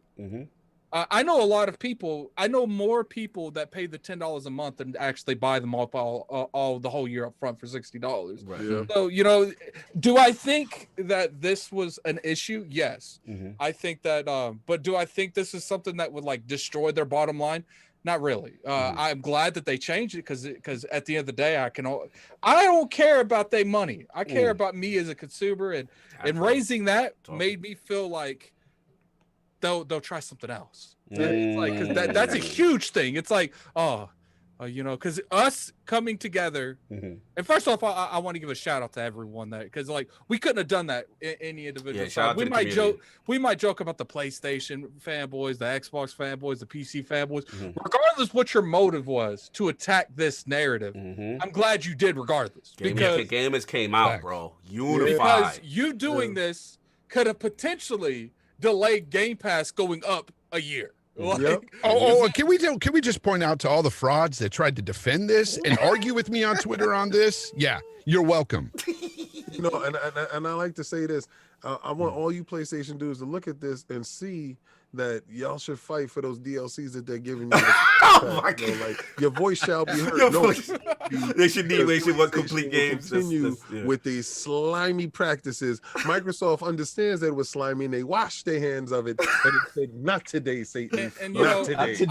All right, but King, I see a lot of people bringing up incidences such as the $70 price tag, trying to like make that a Sony problem. I don't think that's a Sony problem. That's more of an industry problem. But Sony is partaking in that. They partake. So, and some of us tried to fight against that. Some of us put that out there on Twitter. He was on the front lines. But Sony doesn't listen to you. Microsoft does. Fortunately. And that's what I want to point out. It's like, look, like we need to do this more. And like the gamers should be running this industry, not the other way. No, we do not let the inmates run the asylum. Oh my God! They should be. Shout out to the GM of the Houston Texans. They should be making games to appeal to us that we buy to keep the industry going, not making. they can force feed us to keep the industry going. It's a point proven that gamers really don't know what they want, so we will not be listening to that narrative. No, you're gonna have to stop that. I'm gonna have to because listen, to get off your high horse. No, look, I get you got the 10K TV. I don't care. You got the 10K look TV. at that. Hey, Christopher Hart says Sony listens more than Xbox does. You're right. They listen to all you frauds that said, yeah, we'll gladly pay $80 for greatness. They don't listen to you because you thought you was getting a game that was on PlayStation 5 only, and they lied to you. Oh, you mean generations? You've lied. You have no generations. You got demos. That's another thing. Look. At the end of the day, regardless if it's Sony, regardless if it's Microsoft, regardless if it's Nintendo, like we need to put them on trial, man. Like that's why I put a. Look, you not sound like down. Rudy Giuliani. Calm down. This is addict talk. Okay? Let's go. Addict world. Talk. Addict world. I can do whatever I want. You sit there. You ain't invited. Okay, you out the gate. You can't come in. Continue, sir. But it's just like, look, I want this energy for more stuff like this. I want this energy for the $70 titles. I want this energy for Paint Online in general. It's like, stop. How much more can Microsoft do for you? No one's talking about Microsoft. Listen. King, they the ones that are championing what you're doing. They're saying that. You said $70. You know what they said? Okay. No, but King, I get you. No, I know where you go, but what Addict is saying is gamers on all platforms. You know what I'm saying? Because each one of them have some practice that we all dislike. Like I'm waiting. Nintendo. I want this energy for Nintendo voice chat for Switch. They don't listen to you. I want this energy for Messenger. You know what I'm saying? I know that's what I just it's a beautiful thing. What happened? At the end of the day, do you think this might be just like a geographic thing? Like, because I have to admit, like the Nintendos, the Sonys, they do have like a barrier between them and their fans that you can't really get this type of reaction. Like, let me talk, man. If you let me talk, you won't keep interrupting. Like you say, I interrupted. You've interrupted time and get your point off. I honestly feel like if this kind of scenario will happen with Nintendo, happen with Sony, that it never gets fixed. I really do. Like you look at the voice chat thing. You know how many people attacked them over the voice chat thing? That never got fixed. How many people attacked them over the $70 price tag? That never got fixed. Right. Remember when Sony was legitly like they were removing your what is the PSN account if you did a chargeback on your PlayStation? Right. No one said nothing. Like not even media's outlets. Cloud saves behind a paywall. Cloud saves behind Nintendo and Sony. Never got fixed. Like, where is this energy? And people, it's just because this is an Xbox thing. No, I want the whole industry doing what's right for us. I don't care what's right for them. Praise the Lord. You know what you do? You know what you do? That's the funny thing. You know what I was about to say? You know what you do? Because a lot of people argued this as soon as this happened. They're like, get a PC. Remember when we tried to fight, they told us to get a PC because it's free over there. Remember that? Keep giving Gabe Newell money. Keep doing that. Preach. Vote with your dollar. Yeah. Don't buy Nintendo. Don't buy Sony. Just buy Microsoft. Oh my God, I don't even think necessarily you don't even have to like do any kind of monetary thing. That's the best way to get them. But I've noticed throughout the years, there's not enough people to come together that hit them in the wallet. It's just not. It's not. Most of the time, it's not possible. People just like the BS. But you know what's free? Giving your opinion on social medias in a criticism way that's not disrespectful, that gets their attention way before money will. And that's because companies fear the PR backlash because they know it's going to lead to less sales.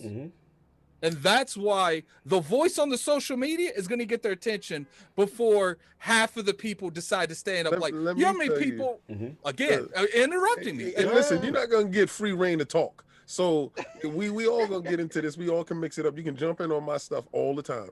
But the king don't listen to you. The one on top of the mountain can't hear you. The peasants down at the bottom. Microsoft is the peasants down at the bottom fighting up. Right? Let's be honest. Let's call it spade a spade. They can't have this nightmare. Sony don't care. They don't care because people are still patron their situation because of the fact that they're on top. Right.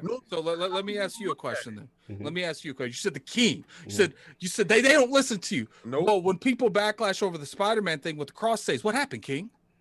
What? That's the king. They listen I don't there. really think it was a Oh, real so thing. now, okay. But I see where you're going. But in King's defense, there have been situations with the cross save games when they were not transparent about that the game Spider-Man, like Miles Morales, was coming to PS4. Like they made a big statement that they were completely different from Microsoft's philosophy, and then we come to find out, right? And again, the anger, the anguish that we're seeing now, in my opinion, didn't match, right? The anger. And then with $70 games as a whole, as the industry, I'm not seeing the anger match. It's because yesterday the energy matched. For the most part, you had the people that were saying what they were doing was right, but the energy was there. Right. Like when it comes to the $70 titles, the Spider-Man thing, it was a big name. The energy was there, so they got that taken care of. That's something small that Sony's like, look, this is small. It'll keep them off our back. Do it. But the energy wasn't there for the $70 thing. That's why I'm saying if the energy and everyone comes together and the energy's there, they're going to bend. I agree. But the problem is, in my opinion, that people have their loyalty to their platform and they don't hold them to the same level. I don't think it's just that. I don't think it's just that. It's also based on a lot of people's assumption that just because we haven't had a price hike with games in so long, that it's time, because they always like to add in inflation. And here's where inflation just doesn't add up. When you look at their financial reports and you look at things like, you have to factor in that we now have things like microtransactions, which make more for these companies than any one of their games. And this was not a thing back, years ago, with the last price hike that we got. Remember the online thing that Ubisoft used to do?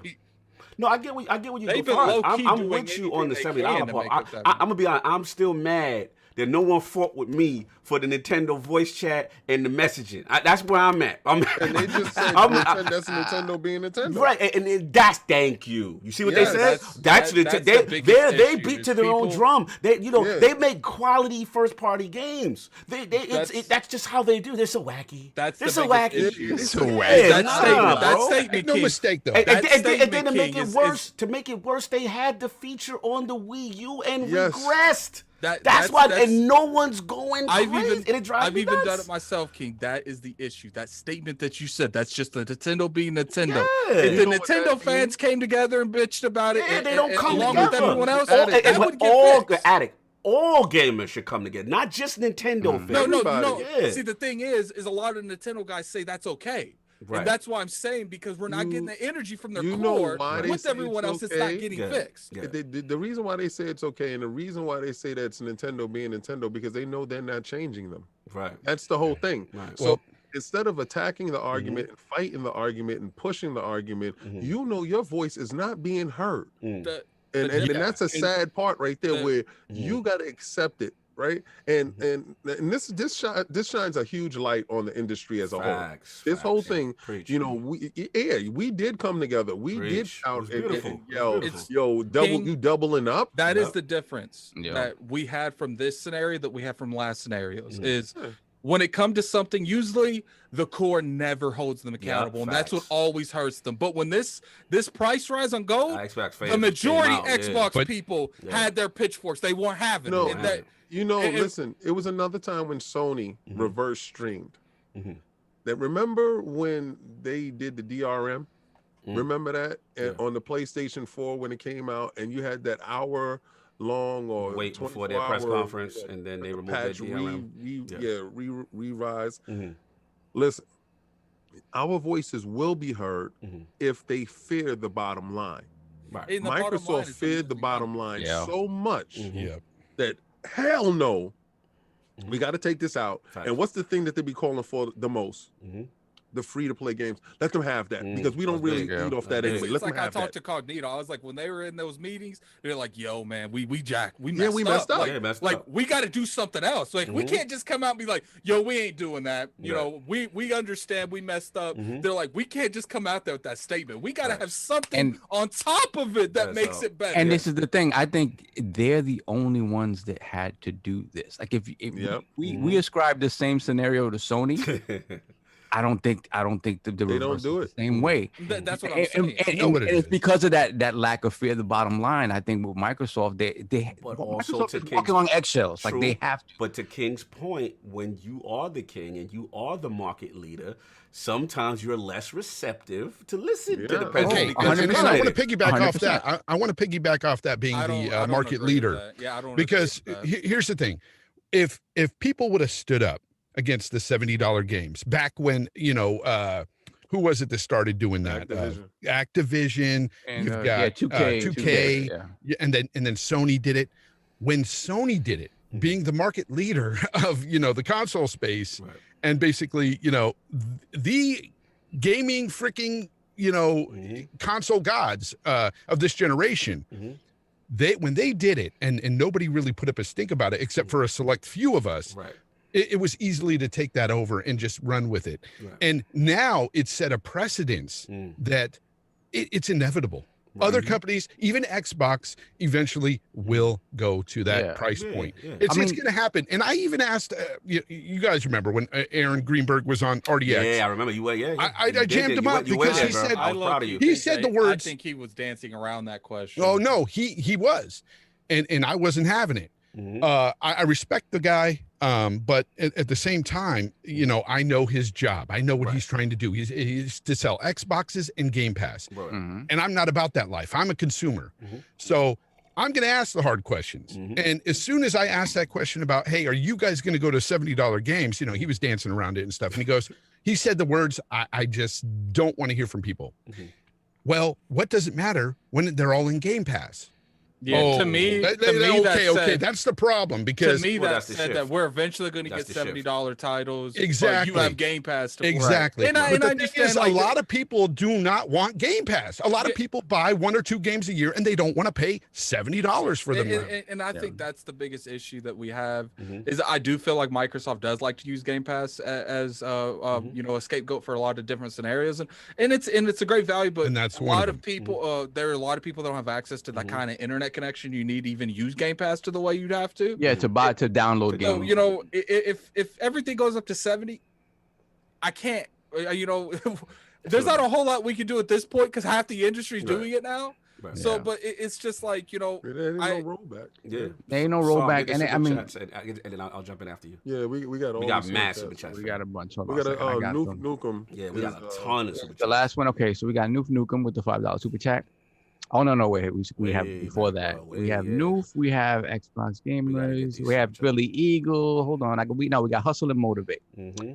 $5 super chat. I'll be right back, you guys. King, how about that free paywall removal, sir? I said Xbox should have done this when I was a guest on the show. Keep up the great work, ILP. Thank you, brother. Salute. Yeah, that's a fact. Salute. Then we got Philly Eagle with the $5 super chat. Xbox Live is free. Keep beating this horse. It's free. If you're paying for it, that's a you problem. Sorry, not sorry. Where's it free? There's a part of it that's free, right? Technically, but not to play online. If you play online, you need to pay. Am I wrong in that?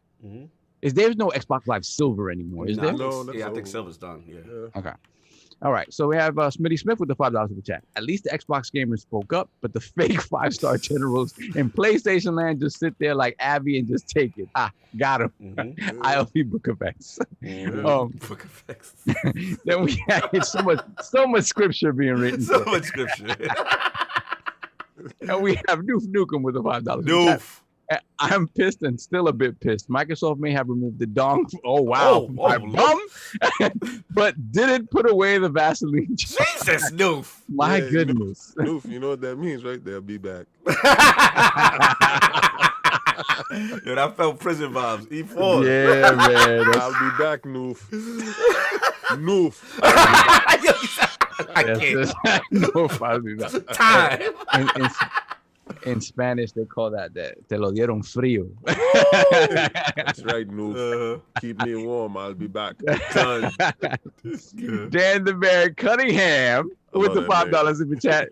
The issue isn't just that they raised the price. They did it suddenly, and gold hasn't been improved to justify doubling the price to Gold equal is hot value. trash.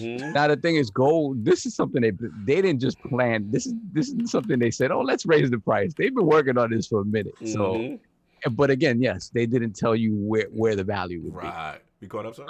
No, JD hell Gamer. no. Oh, sorry. We got JD Gamer with $10 super chat. Nintendo says we're doing what we want, and what we want won't be traditional. Facts. Yep. Mhm. Yeah. I'm Shout out to Swish and the I'm Boss. on the front lines every week. Coming at Oh, don't we have Nintendo. another JD Gamer? No, we got Matt more. Yeah. We got more. We got more. more. He can Yeah. catch it up. Sony says we're doing what we want, and we're the market leader. Deal with us. Microsoft says it's all for the gamer. Well, let's hope it continues that. Mhm. Okay. Then we got One Away Dragons with the $5 chat. This shows the gamers have power we need as a community to unite on real Preach, issues, and we will get preach. results, or don't make the purchase. Bosses it. will convert. Preach it. He on to something. You get to on to something. One away. And I say this, gamers are real quick to jump on Twitter and talk about what they don't like. But at the end of the day, when it comes to the dollar, when it They're comes to the buying. almighty dollar, we're copping. You're buying. I mean- Buying. And that's the problem. We got Scrolly down $2 super chat. The amount of gamers have also been inflating in numbers. That is true. And we got JD Gamer again with the $5 super chat. Question for the panel. What if the proposed price increase was to finance another acquisition from Xbox's own coffers instead of Microsoft's? That's cap. I don't believe that. Nah, See, the thing is, JD, is you don't raise stuff like that for like short-term purchases. You raise stuff like Yeah. that. Like to me, like if they wanted to go about and buy a company, they would just go out and buy a company. Yeah. Like, I don't feel like Yeah. they need to like just low-key do a GoFundMe. to Yeah, get that exactly. going. That's what it is. Like, yeah, we need to raise funds for this particular acquisition. We gonna But we double have, up $1 on trillion in the bank. Like, yo, Addict, they said we're gonna double up on gold so we can buy a solo.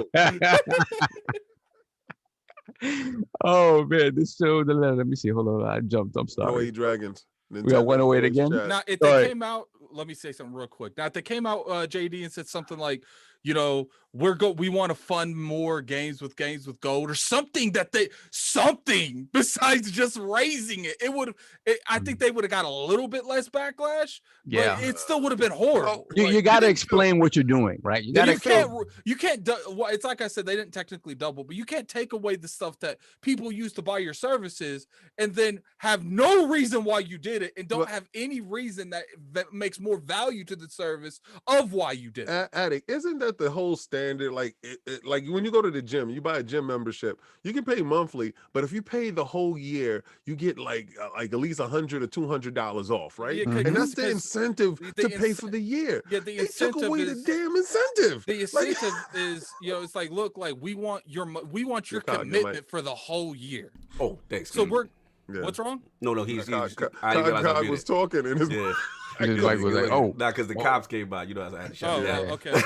So it's like, look, like that's the incentive. It's like, look, we want your commitment the whole year. So what we're gonna do is we're going to give you a discount so you're in our ecosystem. You're buying games, you're using other subscription services. There's literally zero reason why they would do this. Like, Exactly. I got Yo, you. let's So, get we caught up? 108 Dragon. No, I gotta we're get my not balls caught off. up. $2 We're not caught up. Hold up. We got 108 Dragons, $2 super chat, Nintendo voice chat. I have your back, Cog all day.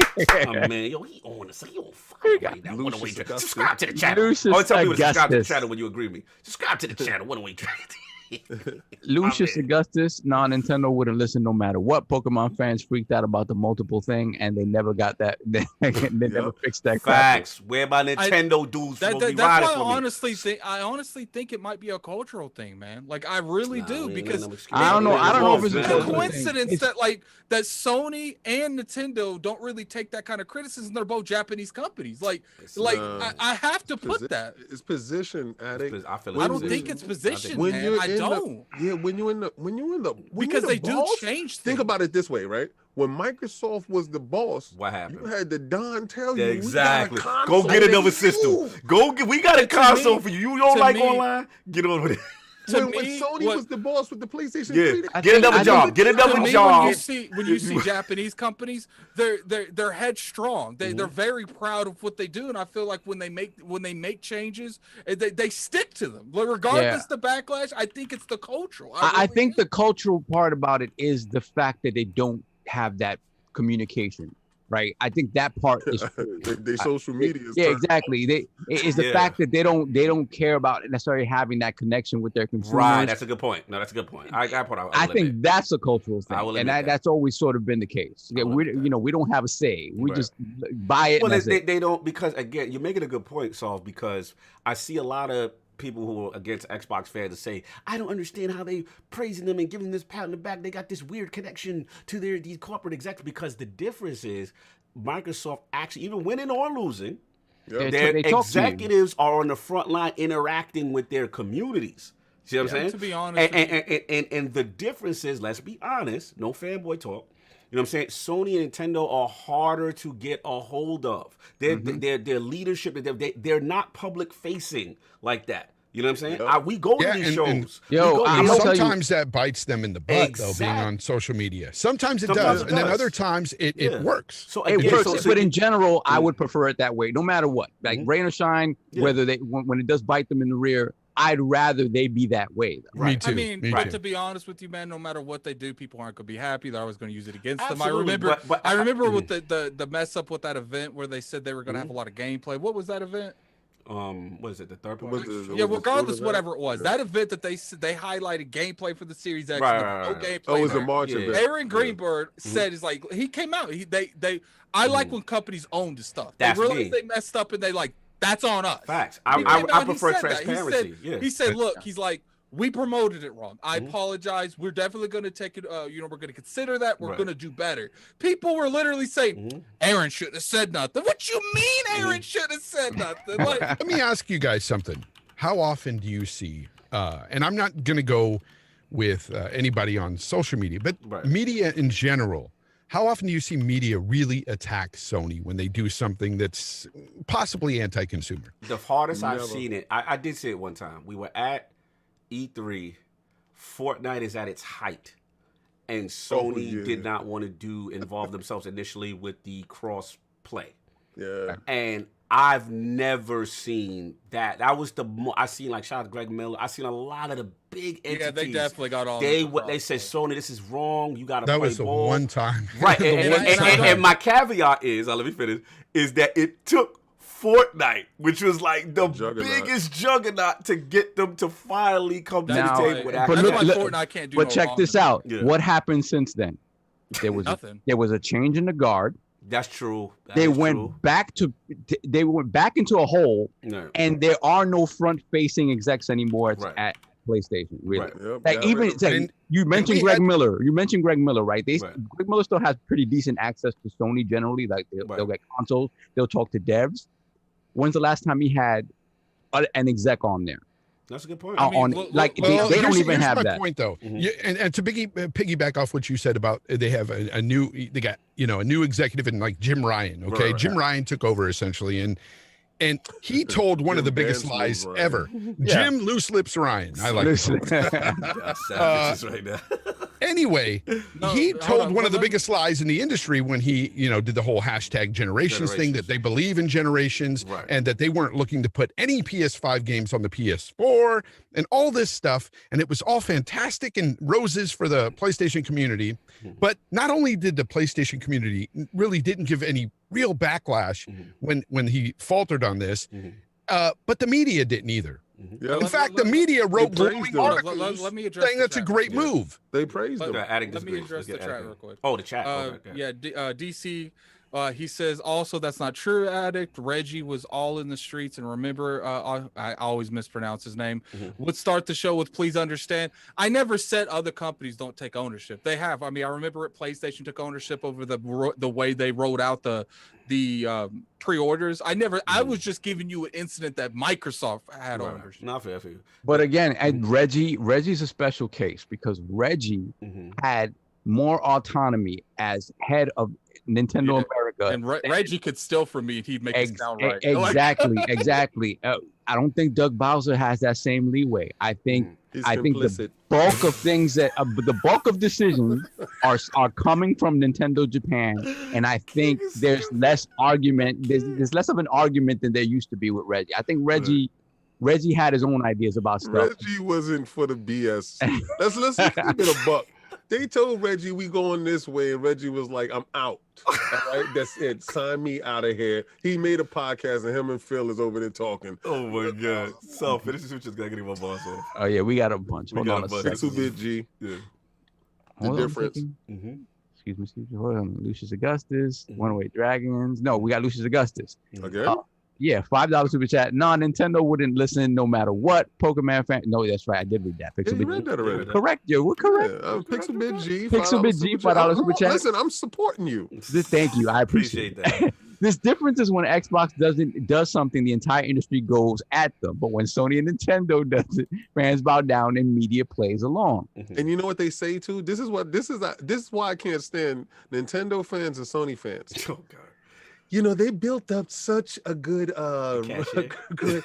credibility with all the stuff that they've done in the past with their games. Shut up.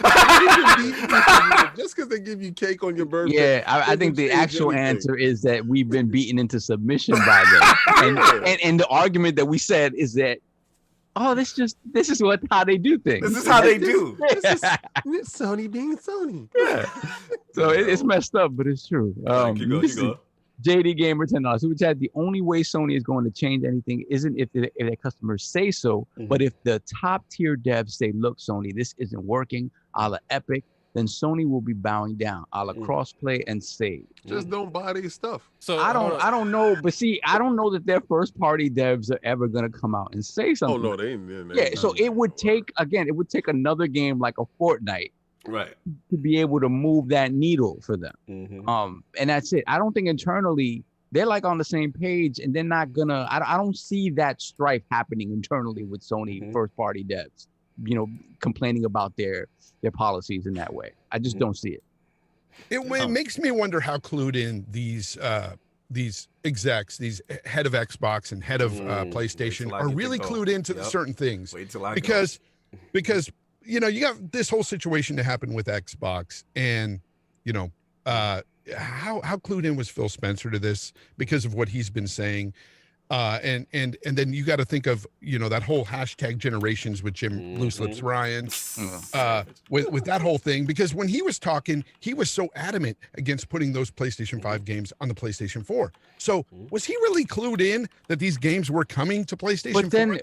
But then Fonz, this is the thing though. I think he was clued in because then later on he has an interview where he says, "I don't see why people have a problem with this." He's like, he says that. So it's like, all right, okay, were you clued in, or are you just acknowledging the fact? Yeah, clueless, or you're acknowledging that you're the guy in front that has to take the brunt of this beef. Like weird because when God of War Ragnarok comes out on the PlayStation 4, because I'm pretty sure it will, and when it does, will there be any backlash? No, I mean they'll be complaining, they're still fighting me right now because it's DLC. So they still fighting me like, oh God, it's a full game. The devs told you. The same way with Miles Morales, it's a full game. It's a full DLC that you paid for, and you're gonna get a full DLC with God of War with reused assets and stuff like that.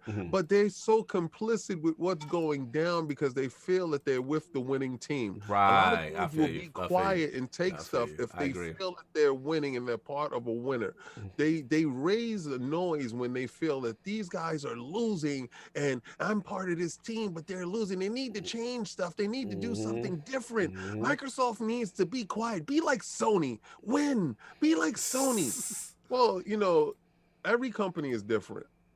What I do love and what I am championing is this weekend, in a matter of hours.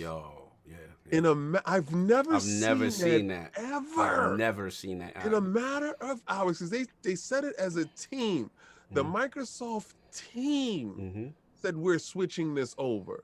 And in a matter of hours, that you know what's crazy? Aaron Greenberg came out and said non-cipher, that's not real, and also free to play is here to stay all day. So somebody knows how bad social media can paint you. And if Microsoft and Xbox understands that social media can make or break you in this day and age, they're learning.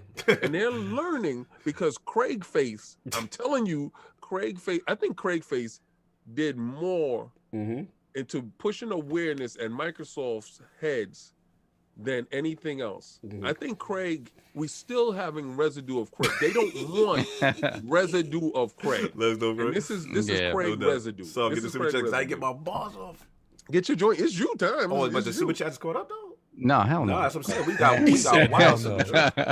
Salute to the realm for the super chats though. Salute to the realm. JD Gamer $2 super chat. Sony doesn't listen to gamers; they listen to devs. The Living Flame $5 super chat. Good morning, Lords. Friday was creeping. 4 days to the medium, a true next gen experience because the 9th gen didn't start with the PS3 game. LOL. Oh, here we go. Yeah, they But talk about demons. and this is what another thing that bothers me about them stepping on the rake for no reason right now, right? Because with Microsoft, it always turns into a snowball effect narrative. Right. Let's say the medium comes out and it's a 70. That gets rolled into this, right? And it's just like it's what happens because it's what happens. And then oh my god, they're trying to bamboozle. That's why I don't use Game Pass. Yeah, exactly. So I'm just like Filler fodder. I get mad when they step on the rake for no reason.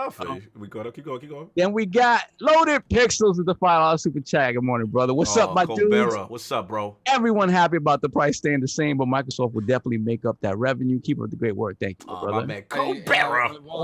Real quick before you go, I dropped some codes in the chat. It's on Xbox. You guys have been really good here today, man. You know, we got 430 people. Definitely hit that like button if you guys enjoying the this is content. good conversation, good talk. Chat and they're following that chat because Attic is dropping games in there. No doubt.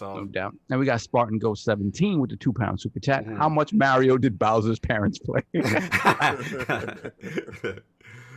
I think we're caught up. Let me hold on a second. Let me see.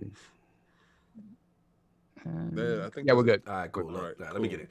Yo, but y'all on fire. This is a good one. Shout out to Fonz, bringing the heat. King is funny. Look, Friday's news, man. Shout out to GRG. I was on there when it broke, and I was just like, man, what we call it? Solve snatching defeat from the jaws of victory. I'm just like, wow, like this was unnecessary. So my whole thing is this. You know, I get the hustle from a business standpoint. We know what has to happen.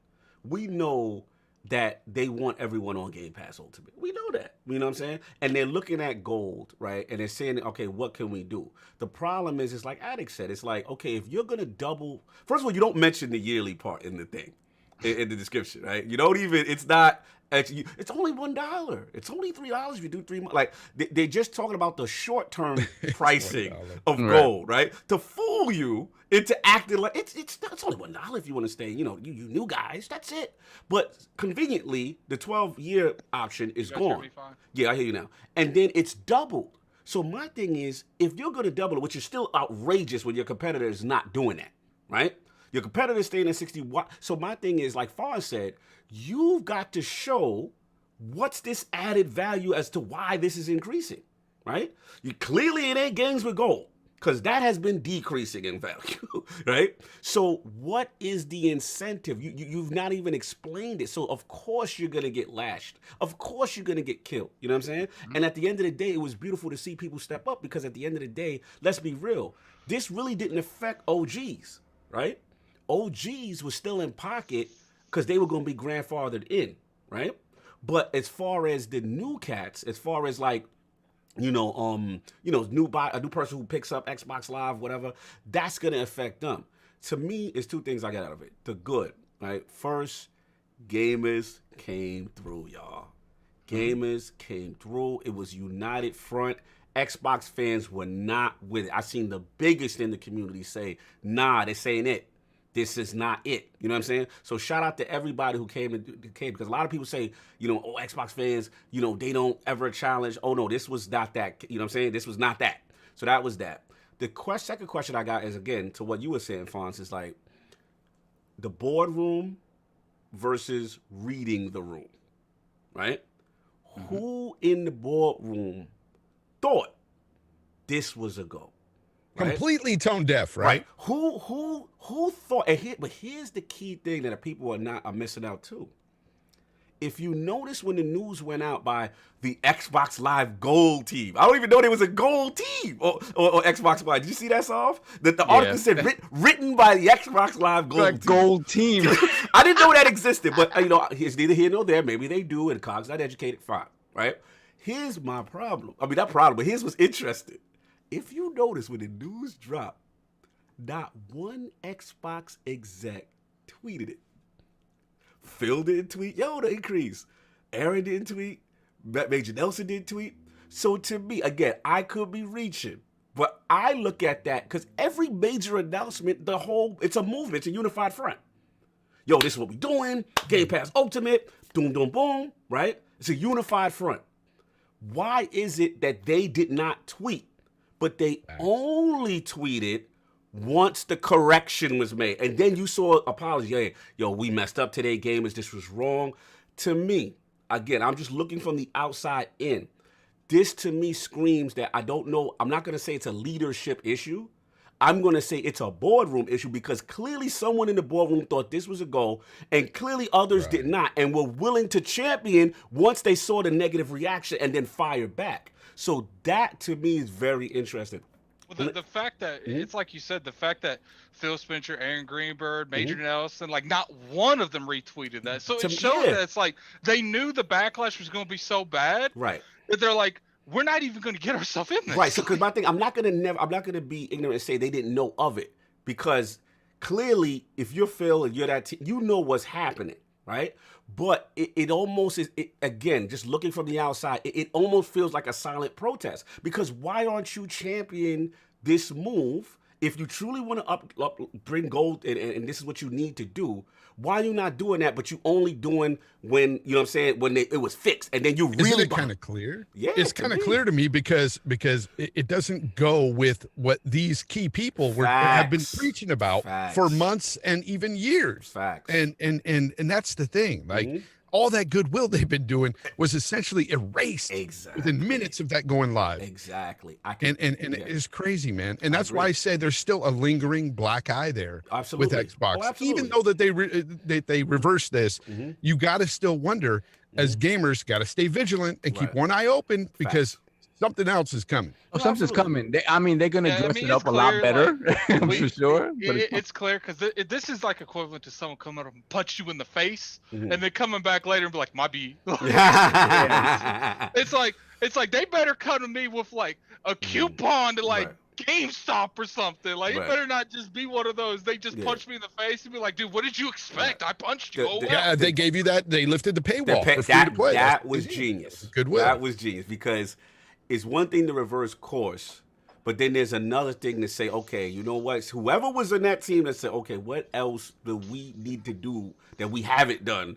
And throw that extra incentive on to kind of ease the pain of what they attempted to do.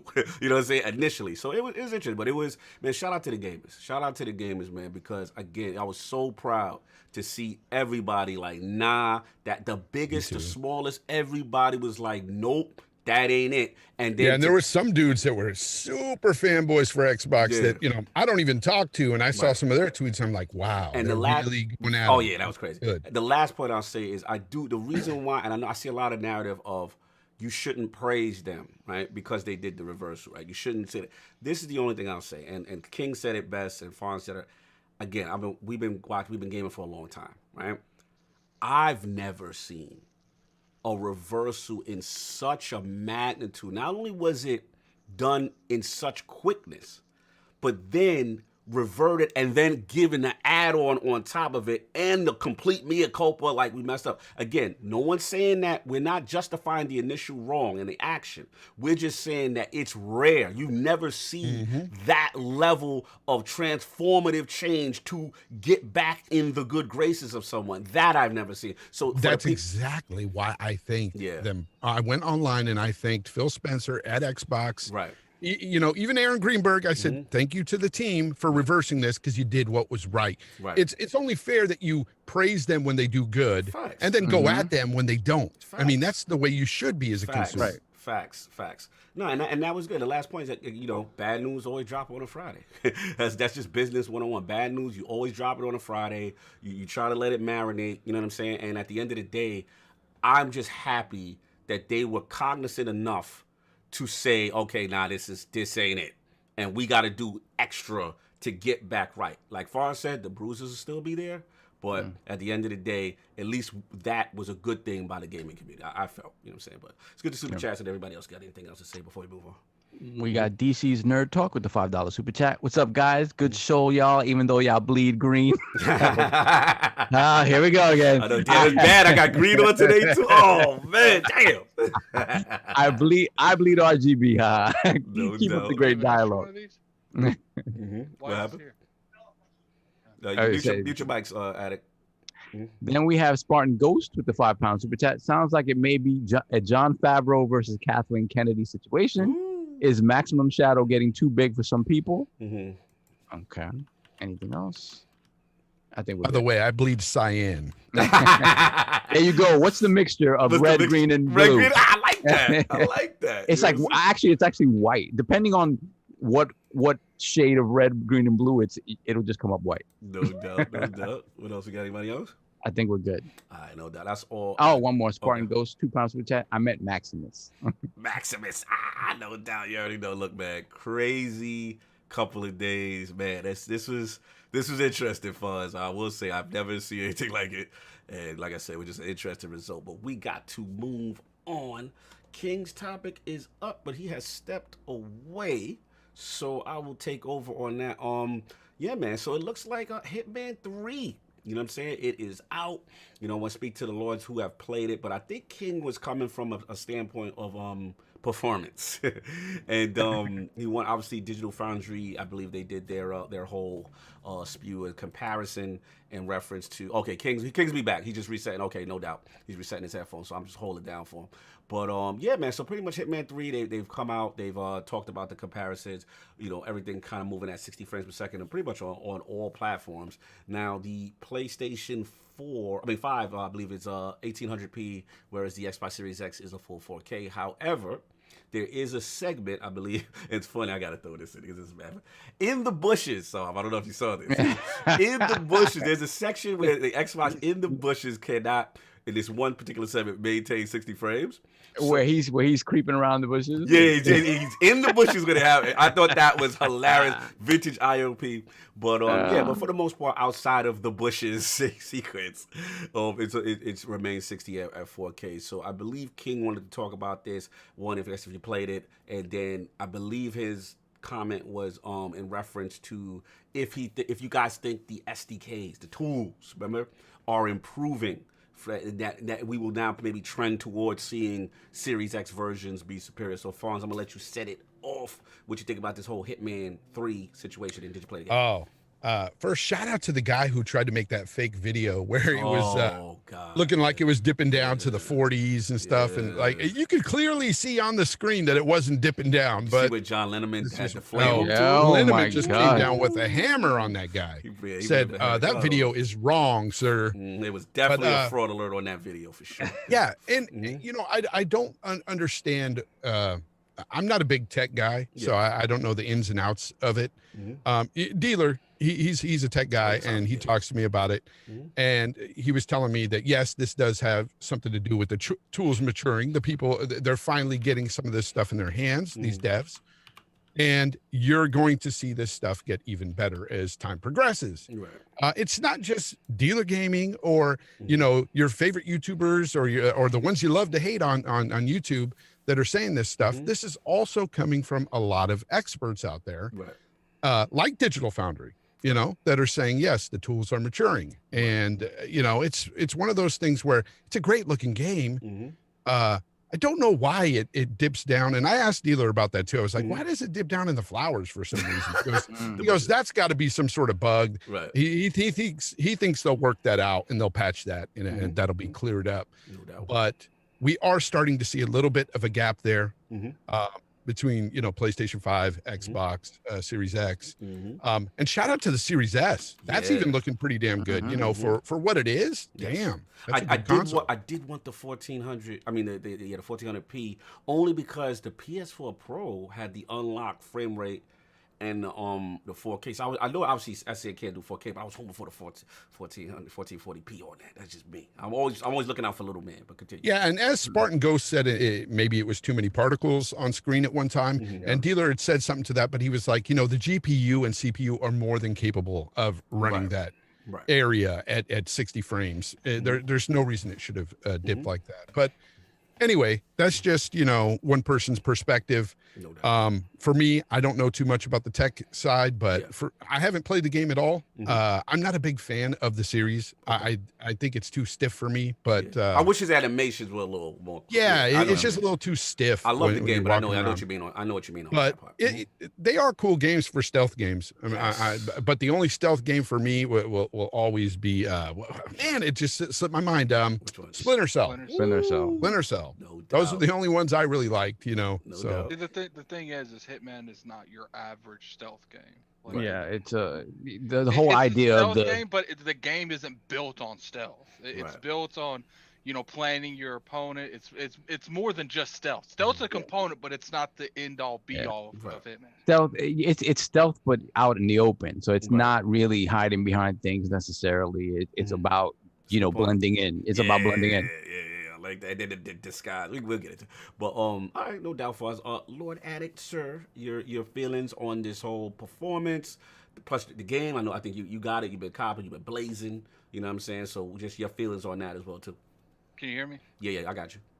Yeah, it's a good game. I enjoy it. It's definitely a lot more redefined than previous ones. But one of the things that I really enjoy about it is just like how open the game is. Yeah. And I gotta say it though, man. Like the fact that even though that it's one section, I don't think it's relevant. Once again, this isn't just one game. Like how many games in the PlayStation ran more consistently better? It's like you can't have the strongest console and keep getting destroyed by every multiplayer game. Well, they got the resolution though, right? No, they got the resolution. But I care more about performance than resolution. That's just me. But it's just like if it would be different if it was just this one game. But it's just like it feels like PlayStations have more consistent games than Xbox, and they have the stronger hardware. Like gotta wait for the tools. And I get it. But that's not my problem. Like it's just like you promoted this the way you did, not the other way around. Well, they're gonna come to you and say, look, so 90% is 4K 60 versus the Bushes part. So quick question, like what is where the dips here in comparison? From my understanding, obviously the Bushes, particular section. Where I'm actually watching it on video right now. It's one section. The whole game, from my understanding, is 4K 60. But when you get to this one section where the bushes appear, his frame rate go into the bushes at about 50 or whatever. So that's the joke. So again, to what Fonz is saying, shout out to Dealer, because I think Dealer did mention this. It does give the appearance that it is a glitch, but outside of that one section, 4K 60 throughout, and it does perform. Is Digital Foundry's highlighting this section so people won't think the whole game runs like this. Absolutely. And shout out to Digital Foundry. Shout out to Digital Foundry to letting devs know when there are any type of anomalies or anything like that. But and I honestly do feel like, the game. See, when it comes to me, I came from the Xbox One S. Right. So everything is gold for me. Like everything. Like it don't matter what I'm doing, everything's gold. Right. But I don't even have Digital Foundry subscribed because I don't really care about their content. But as far as like power wise, and this is the strongest system, and this beat monsters for breakfast, like slogans like that, and then you look at something like Digital Foundry, it's like, oh, but the PlayStation running better, the PlayStation running that better, the PlayStation running this better. Sure, it's controlled variables. It's not the whole game, it's certain sections of the game, but it's still certain sections of the game is still running a game better than a system that is supposed to be the superior. Stronger. Right. Like, I get you. I know where you're going with it. And it's like I said, it would be different if it was just one game. It's not just one game. Right. They keep happening to didn't Von Holla, same thing. Microsoft needs. They did patch. Yeah, but at the end of the day, it's just like people. So it doesn't matter if they fix it. People's first impressions. It's No, like, good point. I saw the game good, and I love the game, but it's just like Digital Foundry puts a video out there. People are just they're never gonna go back and look at what could have been. They're gonna look at what was there at the time. That's a good point. Because in the gaming industry, it's really fast. Yeah. It's not slow, it's fast. Like from here to next week, Hitman is the hit thing now. Next week, no one's going to be talking about Hitman. They're going to talk about whatever's coming out next week or the week after. True. Good point. That's true. I'll tell you, I'm surprised you like this game, Matic. Me too. I'm proud of you. I'm proud of it. He's getting his stealth and methodical on. Yeah, because listen, I saw a Mooch, I saw a BG talk about this is too slow. I am not about this. And like I said, it's a methodical game. So I beat Deus Ex, Mankind Divided, and a Human Revolution without killing one person. I beat Dishonored without killing anyone. Like I love these type of games. No doubt. Fair enough. Soft man. As much of a Hitman fan as I am, I have not had a chance to play any of this stuff, so I can't really speak to it. But in terms of the, I mean, again, this power conversation, man, I think it's just getting old, man. At this point, like, it's great. Why it's getting old when Series X loses? No. It's just no. It's you know what it is. They're both out now. At the end of the day, as long as they both start running stuff great, like I will have something to say if this power delta is really as big. That's where I am with you, Solve. Like at the end of the day, I don't care because I'm still getting a really good quality game. But like it's like I do got to point out, just like, look, this isn't a look good, but the game looks amazing regardless what platform you play it on. But it is funny, like in terms of like a podcasting standpoint, it's like this game was supposed to run better on everything the way that it was described. The way so if that power delta really starts to show itself, absolutely I'll have stuff to say about it. But right now, especially these games that are still sort of cross-gen or whatever, like, if it's running great, looking beautiful, like what I do know is that they were talking about the devs specifically. We're speaking to the fact that they're happy that the Xbox does have built-in hardware ray tracing, so they're working on that to bring that to the console version soon. So I definitely want to see that. Am I the only one that's not really hyped for ray tracing? I mean, it looks good. Don't get me wrong. It looks fantastic, and it definitely looks next gen. But I'd rather have that performance lock. I'm with well, you this is the thing. We have to go through the growing pains to get there, right? Because at the end of the day, it is a more efficient way to do things. It's just that we're not at the point yet where the power of the machines won't take a hit because of the ray tracing. So we're living through the first rung of it, right?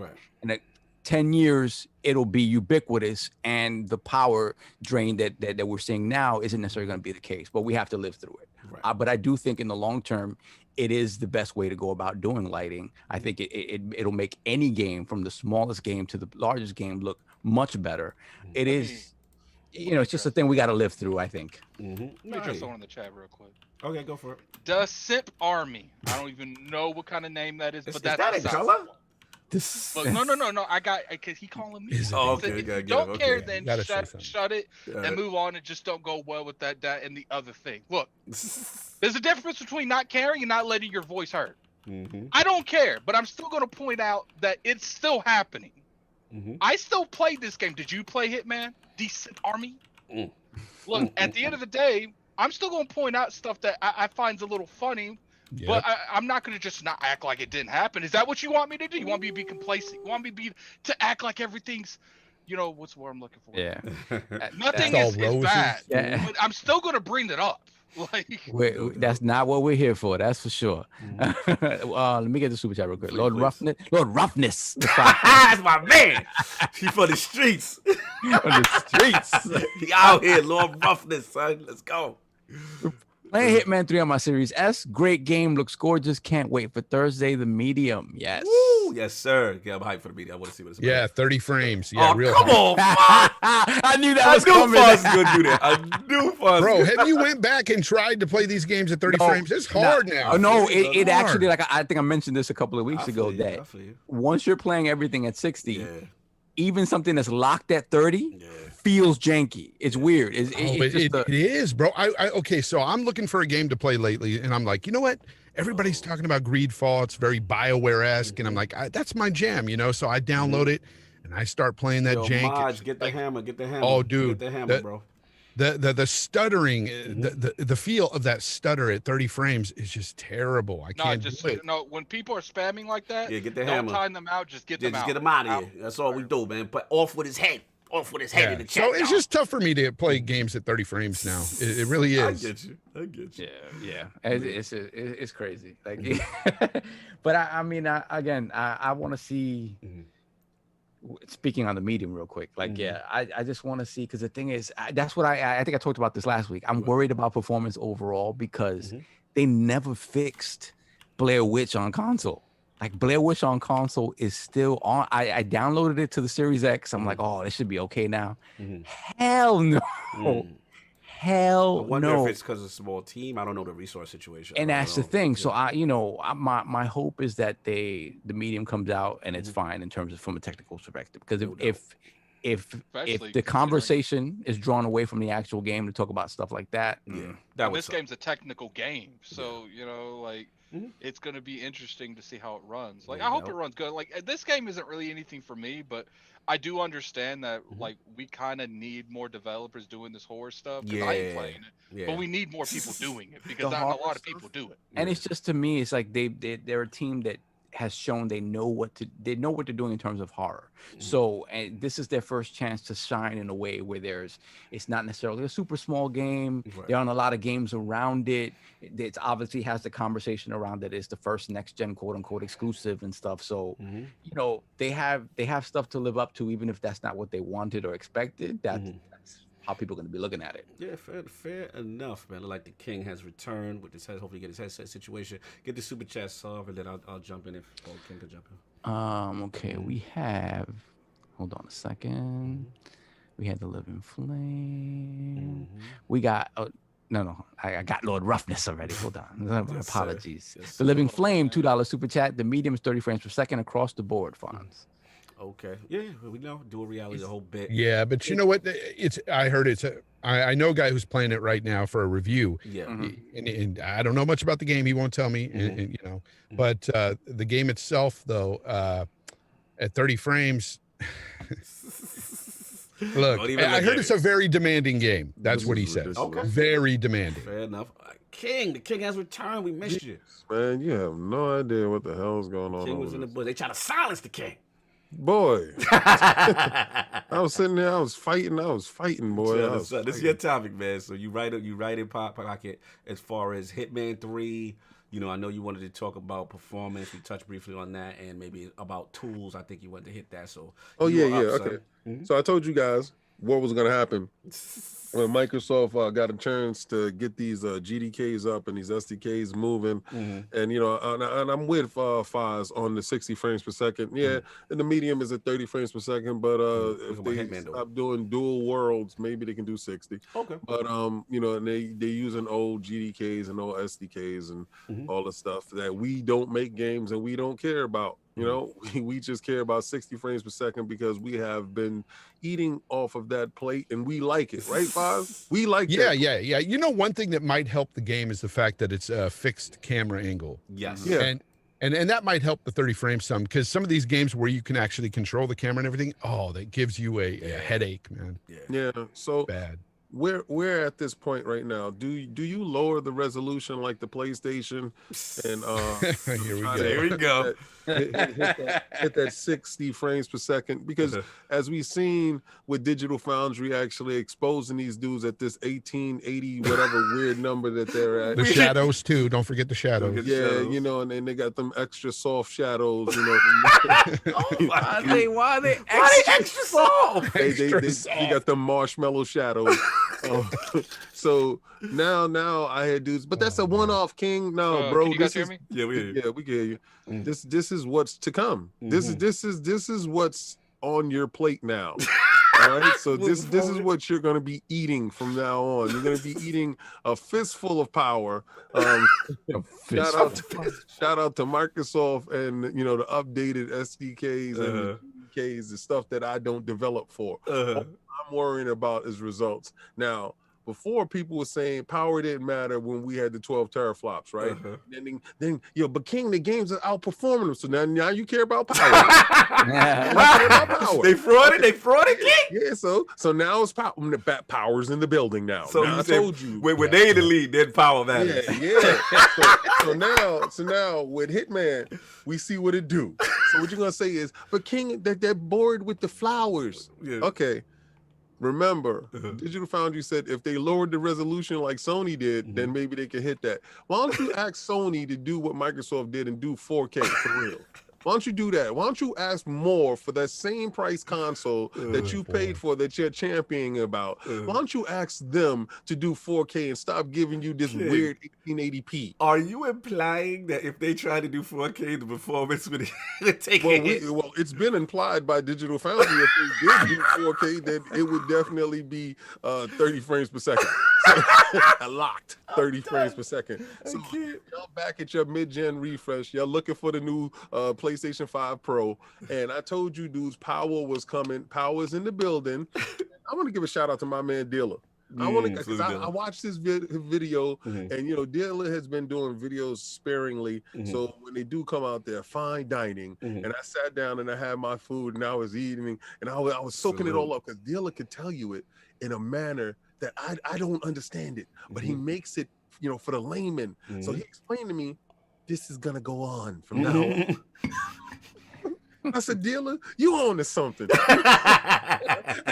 This was one of those games that I said, you know what, I might have to purchase. And I've noticed that Microsoft has secretly gone back with these companies, and they have fixed some of the games that were outperforming them on the inferior console that shall not be named right now, the cooled console. Y'all got a nice cooling device over there. So I just want y'all to know this, right? You TCL dudes are safe. You're safe. You're safe. Why they safe? You're safe. You're safe. But for all you guys that, you know, actually ask for more and demand for more and want that 4K, you want that real 4K experience, 60 frames per second, Microsoft has heard your cries. And just like the doubling up on the games with gold, they're back. And they're doing it again for you, baby. They're giving you that power that you asked for, and they're giving you that performance that Fonz loves. 60 Every time frames I per feel second. like TCL, like, checks our me. channel, they're like, They yo, love you know, me. let's see if they change a little bit. And then you do whatever you can to make it worse. Like, You know what? Here's the thing. Here's where I differ a bit from you, King. I would prefer them to lower that resolution and them soft shadow. Give me those soft shadows for 60 frames. I don't want soft shadows. I want my shadows hard. I like my shadows with a little rough to it. But I'm gonna tell you this, King. I think we're gonna get to the point when you see the true next gen stuff that they are going to be dropping that resolution. They're going to be using VRS. They're going to be using machine learning. The internal resolutions are going to be lower. You're going to see all this hot ray tracing, and you're going to see hopefully the performance there.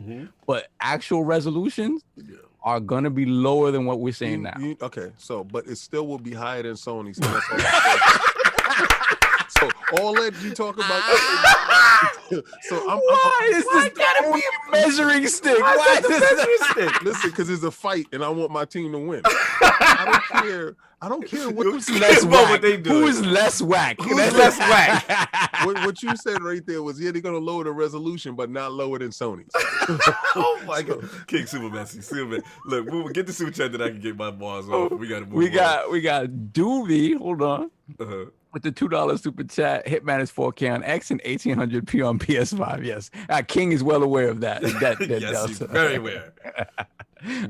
That's it. We're good. All right, no, let me get my balls. Look, man, I was in the same situation, kind of similar to King in the sense that like Hitman games I like. You know what I'm saying? And I remember picking up the first and the second one. I think they were on Game Pass. It was this great deal or whatever it was.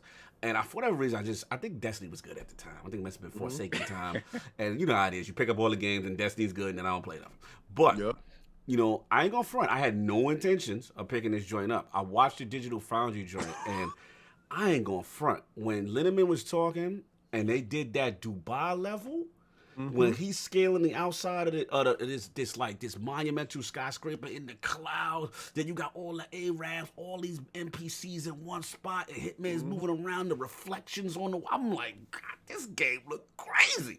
I was like, yeah, I got weeks. It looks really nice. It does. Attic, right? It looks phenomenal. I was like, yeah, I gotta break off this. I gotta. They'll be like, well, you can only go in here if you're security. I'm like, what poor security guard ain't with everyone else? Yeah, son, man. I was loving it. What's up? Hey, Smitty Smith with that $5 super chat says, "Don't worry, Lord King. PlayStation has a 4K at-home screen." At the home screen. Oh, come on, That's y'all right, because that's the only place nothing's moving. I'm done. That's when they can give you a static 4K. Yo, what happened to 8K was on the box? Why was 8K on their box?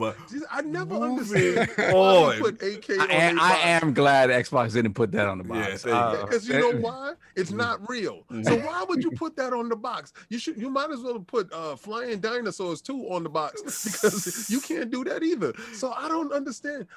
You know, you guys, I waited for this topic. They tried to silence me, and I fought my way back in here. Usually I have Cog help me through all technical I fought my way to get back in here. I saw the topic, and I said, there's no way you not He started Googling, and he was like, let me big head. He made a solution.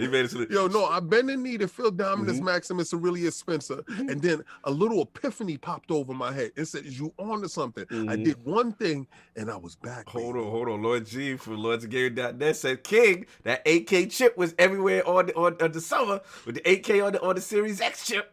Yeah, but the thing with yours is it don't work. Yo, the place we have it's point proven. Unless you're doing something like Pong, you can't do 8K. All right, so let's stop that right now. You can't listen. This latest game, the game that everybody is raving about, Hitman 3, the game with all the fun. Your resolution is weak, boy. Your shadows is soft. So shadows are soft. Out here with soft shadows. I was so happy when John Lemon and the team found out y'all had soft shadows. I just walked away from the TV. I had to go get me some ice cream because I said, this is the time. The worm has turned and it's on now. I can't. We on your head. We on your head now. Moving to my description of Hitman that I really enjoyed. Yeah, look, at the end of the day, it is phenomenal looking. I'm all in. I'm definitely playing it. And what I like is, like I said, the other Hitmans are in, so you can play it in sequence all the way for the prologue. Yo, shout out to the Glacier engine, Soft.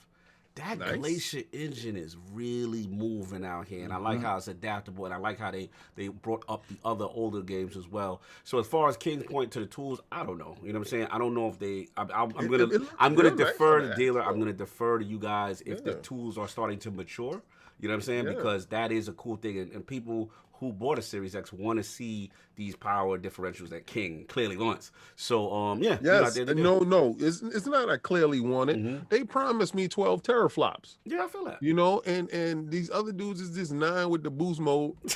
I want you to blast them out. I'm sorry. You know, it means a lot to me because I had to sit there. I'm beaten. I'm beaten by them with that power that they had when we started in the beginning. It's a different generation. I didn't like the fact this is the payback. The break's over. The God see. Okay, I got you. This is payback to take over. Okay, you know, I see you going. And I really respect the engineers at Microsoft. You know, I respect them. Factual. So I want their hard work to shine. And it's shining right now. You know what? Today I'm gonna go buy Hitman 3. Support the devs. Because it's putting the foot on your neck. I don't want the foot off. I like the foot on your neck. So I'm gonna buy Hitman 3 and I'm gonna show my support for the dev that actually gave me what I was looking for. Yo, put the entertainment. Bravo. Yo, you stupid. Put the crest in the chat for our brother Abacab who just joined the realm. Salute. Put the crest up. You know what I'm saying? So I'll get the super chats and then we like that fun. We got Smitty Smith with the $5 super chat. Sorry, Christopher Hart, I don't speak TCL. Please beat me up here in color because I only speak OLED. Thank you, and you're welcome. The ILP, more scripture, Book of Acts. Damn, Smitty. There we go. Hold up. There we got Soma King. We got Soma King, etc. With the three pound with 41 pence. Why is that exact? I had to put the exact number. Yo, you threw. Thank you. 47 years old and only recently regret being named Craig. That was good. That was very good. That was good. Then we got Smitty Smith again with the $5 super chat. Chris, you cannot beat me. I am the bane of your existence. Jesus. Talk to me when you get your own emoji. The Book of X. He flexing. He throwing money up the beef with Christopher. He calls him Smitty Smurf. I'm done. Oh boy. And we got Perfect Shogun with $5 super chat. My 2015 Sony Bravia wouldn't turn on this morning, so I'm now the owner of an LG Nano Cell. Hit that like button for gamers. Voices being heard. Salute. Yeah, see, you didn't go that route of picking your TV up off the floor. Oh. God bless, brother. Welcome. Welcome. Oh, we all cut up now, sir. Yeah, it was good. All right, cool. So look, man, let's move on. Hey, can I just say? Can Yeah, I brother. just say that King? There's nobody that talks like King anywhere. Anywhere. He can the best. sell you something that you didn't even know you needed. He's the best. I've been dealing with him all my life. Like he's almost got me convinced Yes. of all this stuff he's talking about. and half of this stuff is nonsense, but I love it. Listen, man, growing up with Yo, this listen, man Fonz, is you know there's something wrong when you walk in the store and your TV's on the floor looking at you. There's something wrong with that. You know what your experience is. You like to go inside Best Buy. You go and see the TVs on the wall. You talk to the guy. They go in the back. They bring it to the front, and you leave.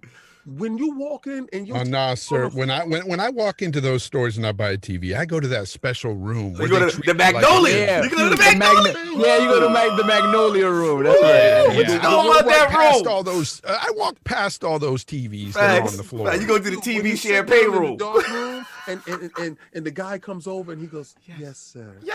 You know, yes, sir. This That is- Magnolia. Oh. Yeah, so I'm just trying to, tell people your TV shouldn't greet you when you walk in. That's all. And you shouldn't be able to pick it up with a bag of chips when True. you're walking out. We With a do it. bag We do of it the most. Time. Super chats, and then we gotta move on. Got 108 coming for us. Both machines say 8K. They never said 8K gaming. They said 8K capable, which refers to streaming in terms of Netflix and other apps. Stop the fraudery. What, Get 'em. are you saying that King selectively says certain things? Nah, I think in he order coming for to- other dude. He coming for other dude. He coming for other dude that was telling 8K. Nah, I know he he ain't do. coming for me. Yeah, he talking to the other dude. What else we got? We got Eagles fan 76, $5 super chat. Fraud alert to the console warlords. We have hit a new low capping for W's on getting an exclusive demo, not a full game. A demo. Damn, Eagles fan. They Go did. Are ahead. we really? Are we? Morales, that was a demo too. Well, boy. are we getting that argument with the Resident Evil demo? That people No, are people, like, people in the chat. Yeah, people in the chat. Some of them Yeah. are Are you like, yeah, serious? Oh, they riding for this demo. They like, yeah, we Because got they that. don't have nothing to play over there. Ever since Miles was finished in 3 hours, they was stuck. But see, Savage. listen, 3 y'all got hours. a horror game demo, and we got a horror game coming. Mm.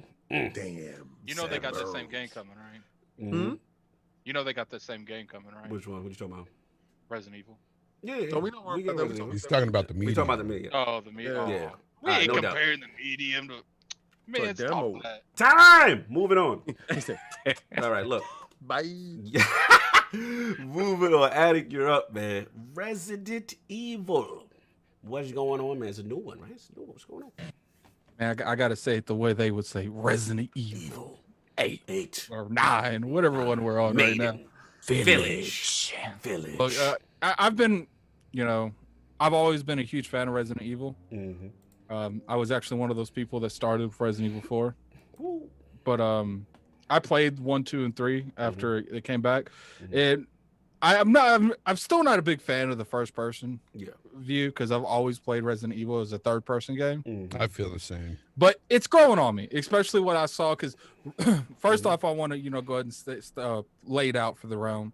Obviously, Resident Evil 8 was showing a little bit more in terms of what they play. I think they over exaggerated this event. To be honest with you, I thought there was going to be more, and there wasn't. But Resident Evil 8. It's out there. We're seeing more gameplay on it. We're seeing more information on it. Kind of gives me like a Resident Evil 4 vibe, just in a first person view. They got the dude that was there. What you buy and what you buy. I mean, me and John were being random parties. Just start saying that for no reason. You do But, the voice, yeah. Yeah, it's like thank you. Thank buy it at a high price. Origin dessert. I like how they brought someone that kind of mimic him and not be exactly him. I would have liked him actually, but this dude looks cool. I like the direction they're going for Resident Evil 8. I would prefer it to be in third person, but I've gotten to the point where Resident Evil 7 was okay enough and it was good enough where I could trust them with this one. But I want to know your guys' opinion. Did anyone here see it? Does someone Yeah. not see it? I don't have access to the demo because I don't have a PlayStation. And Mhm. unlike King, I am going to say that was a good look to get an exclusive demo to a highly rated, well, not highly rated, but highly hyped game that's coming out later on this year. If you have access to this demo, what did you think about the demo? And I want to shout out Cognito because I know he had it. Yeah, I mean, I saw the event and I thought it was cool. Shout out to the chat. What's that, Lady Demiscu? Lady Demiscu looking crazy out here. You know what I'm saying? So it's good to see the community get behind. It looked good. Then we see what Chris is in it. You know what I'm saying? So you got that whole thing. Did Chris flip out? Like, what's going on with Chris Redfield? So that's the whole thing. It's cool. Like, I'm with you. Like, at first, I grew up from the old Resident Evil. You know what I'm saying? Barry, where's Barry? I'm from that. That's me. You know what I'm saying? So, but at the end of the day, I can't front, like, with 7, they proved to me that they could do first person and scare the hell out you. You know what I'm saying? So that was impressive. I did download. I did play Maiden on the demo on the PS5. I will, from my understanding, it is a separate sub-story about this maiden in the joint. I guess when you wake up, she's trapped in the bottom of this thing, and then someone sends you a note. You're trying to escape. So someone is bagging up maidens and locking them in the bottom dungeons and castles. I don't know what's going on, but it had the vintage vibe. It scared the hell out of me. It is the tension is very intense. Shout out to the 4K6. Shout out to the HDR. This is It was 4K. I believe so. I believe so. Oh, yeah. It is a. Wait, let me see when Digital found out. Don't take my word from it. Don't take my word. No, they already broke it down. They said 4K 60. Oh, thank you, Saul, for defending me because he would have and crazy HDR. HDR is outstanding. But okay, let's be honest though. There's nothing going. Yeah. Right. There's nothing going on. There's a walking sim. He's just walking. He's walking around. But okay. The thing about it. 4K. Okay. King is so bad. I'm just saying because I'm not down. I'm not booting up my system for a demo. But what I would say is I saw it. I'm very pleased that they went the vampire route. I think I've always wanted that type of thing because I'm really sick and tired of the T virus. Right? I'm really sick and tired of it. And I guess to me, like it doesn't make sense. It's like how long is this gone around? How long are these zombies? I mean, at this point, they're damn near in like 10 years into the apocalypse. Like, so we not seen no vampires yet. We're not seeing no werewolves. To me, that's where I see the disconnect. But as long as they do it well, and Chris is in there, I've always been a fan. But I think it's all still going to come back down to some virus. Yeah, you know the T virus gonna make it. But look, well, I was talking to Dreamcast guy, and I was like, the good thing about it is they got the Umbrella Corp that they could just blame everything on. Like every time the game is getting mid, they're like, "Yo, just say the Umbrella Corp." Are we gonna gloss over the fact that everybody gets a Switch version too? Oh, I ain't with the multiplayer Switch with the Switch game. You ain't see the cell shaded Switch looking game. Nice. The horrible frames per second. I see. Yeah, all right. So they have a multiplayer because it's called like reversion, something like that, and it's cell shaded, and you get a chance to play. I think it's 4-on-4, and with various characters from the Resident Evil universe. And you had the guy, the father in the game. You had Nemesis inside the game. You had Claire inside the game. You had Jill inside the game. And I'm like, oh, it's gonna be fun. But it looks like something that's on Switch. It looked like a Switch game, but it looks like something fun, and it's free. Everybody gets that free. And and Microsoft gets a demo as well. It's not Maiden. It's a guy that they said there's going to be in the basement or something like that. Right. And they get that sometime later. You know. So let me just finish real quick because I play Maiden. So like I said, the thing about it that struck me, like I said, they got the sense of fear. They got the sense of tension. The game looks phenomenal. Some of the best. Like now, where it got me is once you start escaping the dungeon and you start doing your typical Resident Evil puzzles, find this item to do this and get this wrench to break these chains and do like typical Resident Evil stuff, right? Right. As you start going through and then you get into now this castle, this estate, right? It gave me the Resident Evil 1 vibes. Like you always in this illustrious kind of a, you know what I'm saying, place. Yeah. And oh my God, the tapestry, the fireplace, it looks phenomenal. You in some rich person house, but I think they clearly doing evil stuff to people in there. I think on the Xbox Series X and the PS5, this is gonna be one of the best looking games. Yeah, this game is a looker. Like you show this thing off. You know what I'm saying? And they got the sounds. This is the type of game that you're trying to get like someone into gaming. Like, yo, look at this game. And this is despite it being cross-gen, because you're gonna get an Xbox One version, you're gonna get a PS4 version. Right. And The sound of cyberpunk ways, like I mean, come on, that's fearful stuff. Now you're talking some fearful. No, stuff. but no. But the thing about it is different, because obviously the RE engine, they've already worked on those past consoles. Like Cyberpunk's engine was built from the ground up, and apparently it was not optimized for last gen consoles. Right. Yeah, all I'll say is, look, you know, I'm very promised to see what the full joint is going to look like. And I ain't going to front, son. Addict, this joint made me mad uncomfortable. You know how you can't play Hellblade and I can play Hellblade? This joint made me uncomfortable, son. I was like, I don't know if I'm going to deep dive with this one, son. You didn't play 7? Nah, I didn't like it because it was making me uncomfortable. So it's the first person when I don't see myself and I got to look around. I'm like, yo, what the hell was that? And I think that's what makes it. I don't agree with not liking RE that's not third person, because I know it's what we're used to. Right. But once they put it in first person, I think they got the scariness. Yes, back. I agree. Now I will give them this though. They did figure out the scary again in third person with RE2 remake, because when you aim at a zombie and your aim isn't perfect and they're fumbling towards you, you're like, oh my God. Like if you turn off aim assist, it's terrifying, because you're like, wait, he's fumbling towards me and I may miss 2 shots. Yeah. So they figured it out. I think the first person though, I think they hit a home run with that. I really do. Yeah. Shout out to Gene for being messy. Come on, Cog, Resident Evil 7 in VR, let's go. Hell to the no. No, I'm not doing it. I'm a grown man. I'm not built like that. I'm not built like that. I literally tell anybody that is the scariest game on that PlayStation, VR. Oh, shout out to me selling my PlayStation VR. If you want my PlayStation VR, hit me up. I got 7 games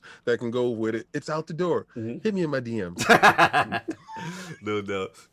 We got a super chat and then we got a couple. We got Erotimus with $2 super chat.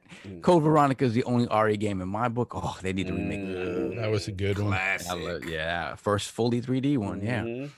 JD Gamer, $10 super chat. You know how funny it's going to be when Xbox acquires Capcom after these fools have been capping for a demo, just like they were capping for those Bethesda games. When Microsoft shows up, they buy the company. Hold on. Put the trumpets up. My man, Boy Gaming Beyond the Box. That's the homie with Will Be the crew, Bomber and the crew, Husking the crew. Yo, salute the Fork Boy, yo, good dude. Yeah, Fork and Boy, what I like, you saw me do that hot chip challenge, right? Yeah. Shut up.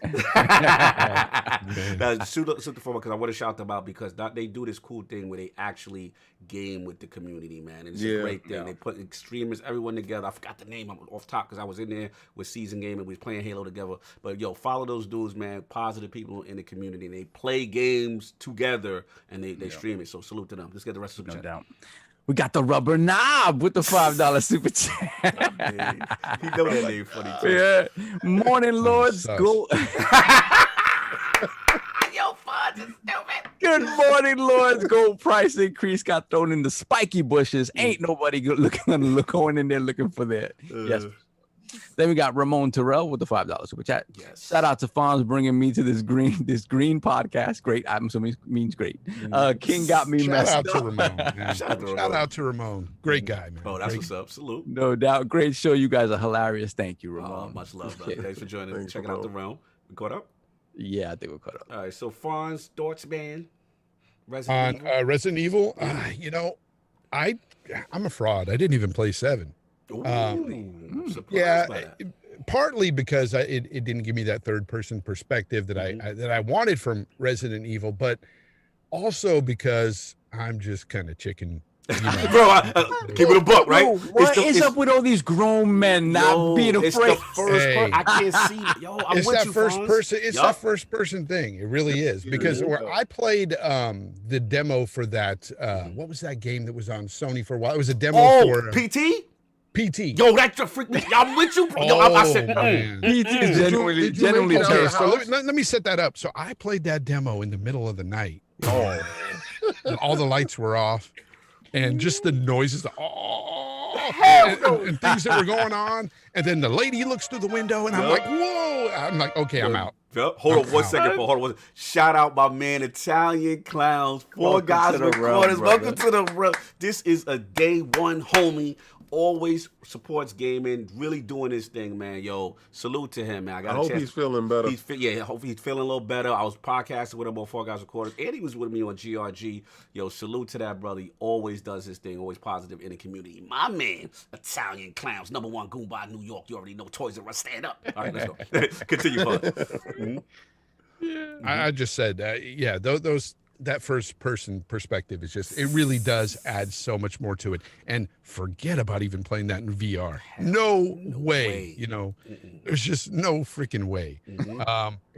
Yeah, people are making fun, you know, that some of us don't like those sort of things. But man, I don't want to be jump scared every few minutes in a game. No, and enjoy a game. Fonz, it is actually more people than I would expect. It doesn't bother me. I like horror movies. I like stuff like that. And I don't mind it when I could see the character, you know, because it does help, because you can see stuff going around you and stuff. But so what did you think of Remake? Two remake? Oh, I tried. I dabbled with it here and there. I didn't play through the thing. I played the demo a little bit, and it was okay. It didn't really scare me like those other games, like RE7 looked. I think PT. Shout out to my man Fozzie is funny. Fozzie is funny. Join the room. Oh, wow, Fonz. To my Cali brother. That's a real dude. We about to do this raid as soon as I get out of here. Yeah, that's a real dude. I played Resident Evil 2 years ago, man. Like, so I know it's a little bit different and everything, but you know what it is? Obviously the older games, they purposely, like, obviously the tank controls were there for a reason, right? It was to make you feel kind of helpless, right? And for you to get out of a situation, there was a whole thing you needed to learn how to do to get out of situations. Shout out to Lord Ha for being like a master with that fact. But that's where the terror came from, right? Where something's stumbling towards you that you're not necessarily faster than, and I mean, I commend them for Remake, because Remake to me got it right in a different way, and this to me gets it right in a different way. I know a lot of people, when it's funny because I love 4, but 4 was sort of the harbinger of things to come in terms of the action, and then 5 sort of took it straight up action. 6 was something else entirely. Yeah, I definitely don't hate on the RE series. I mean, more power to you. You do you play those games, awesome. But yeah, I'm gonna do my own thing. But yeah, I love. He's like, no, I'm not there. I love this series back in the day when it was third person. Salute. No, I feel you. I feel you on that, man. Let's get any super chats to get King, and then was roll. Hold on a second. We have 6 Slayer with the $5 super chat. Great show thus far, guys. Actually holding me up from finishing up work and going home. Salute to Sick, man. Good dude, man. Definitely GRG podcast. 108. That's my guy. Yeah, we're good. Slayer. We good? All right, cool. King, are you interested in the? Oh, of course. Okay. I've purchased 7 on 2 platforms now, and was happy when it got launched in Game Pass. You know, I think that was probably one of the straws that broke the camel back in Game Pass, because when it came to Game Pass, I brought the season pass for it, and that game, like it, and I played it from the beginning, and it got me again. The same thing, like you hear me literally screaming. My daughter was sitting there laughing to death because I'm literally screaming when the girl comes out and she cuts your hand off, and things happen. It is so terrifying. Like I'm in a hole and I'm crawling and I'm looking behind me, making sure nobody's coming behind me, and I'm crawling and I'm crawling, and I look again and I see her coming behind me, and I'm trying to crawl faster, but then the light is going out. It is the most horrifying, terrifying game, and I guess it's because of the first-person view, and they finally nailed it, like you guys were saying. I like when you there's a part where you gotta hide in the crack in the wall, and the witch lady is going from room to, where are you? Oh, hell no! Hell no! I'm gonna get you. I'm not hiding no wall. When you climb under that like part of the porch, and she grabs your feet and yanks you out. Yes, yo, it is okay. The reason why it scared the hell out of me. the hillbilly aspect of it. Yeah. I'm not gonna lie. They pick. See, I gotta give Capcom the diversity shout out. Yeah. Because they went with the Mexicans. You know, they're like them. You know, it's like buffalo and whatever. They were in Spain. They were in Spain. They were in Spain. He had to get the Hispanic correction. Mexican Spaniards.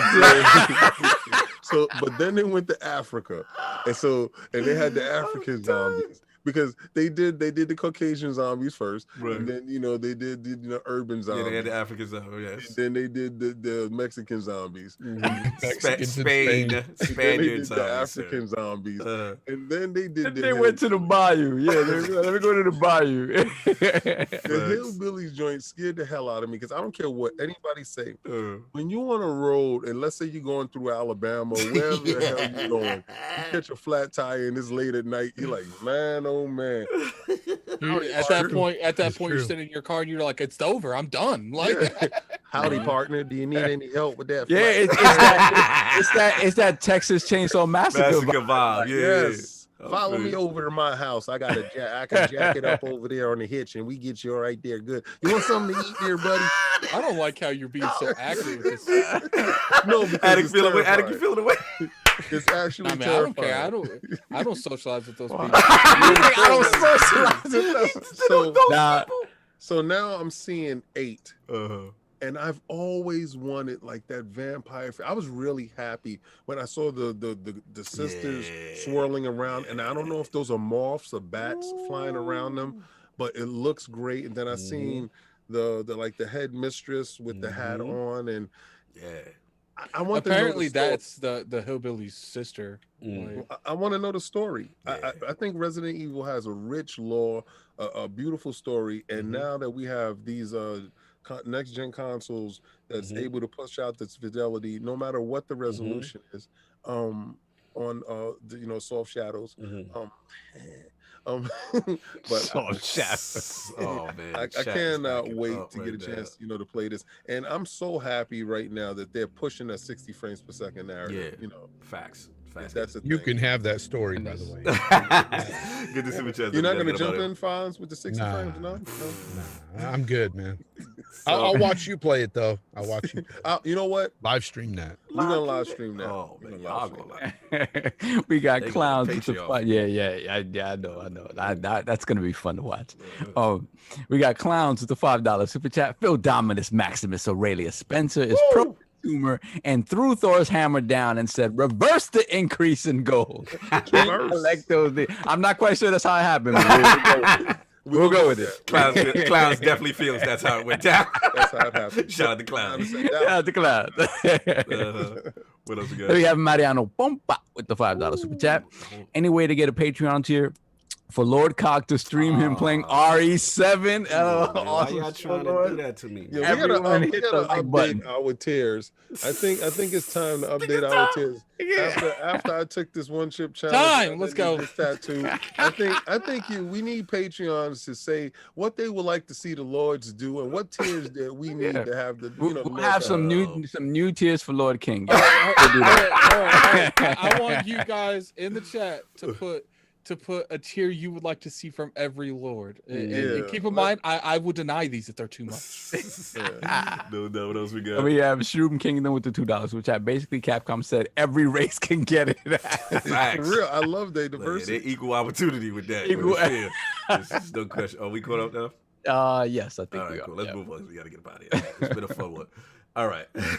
yeah, July said, Cock, serious, why y'all trying to do that to me? Yeah, I'm not about that resident life, so hopefully y'all don't know about that tier, and we'll continue to move on. Anyway, so we got Tencent out here, y'all. Tencent, man. Acquisition talks, man. I want to shout out a couple of people real quick. Shout out to Lord Z Huge and I believe Round Hill Investments. And they were just talking about how they're looking to acquire a larger gaming company, currently raising several $billions, and then they talked about, basically Tencent considering debt financing for a possible gaming deal. They're looking at a possible acquisition of a gaming business according to TMT Finance, and the target has not been identified yet, but is expected to be a gaming company in the U.S. or South Korea.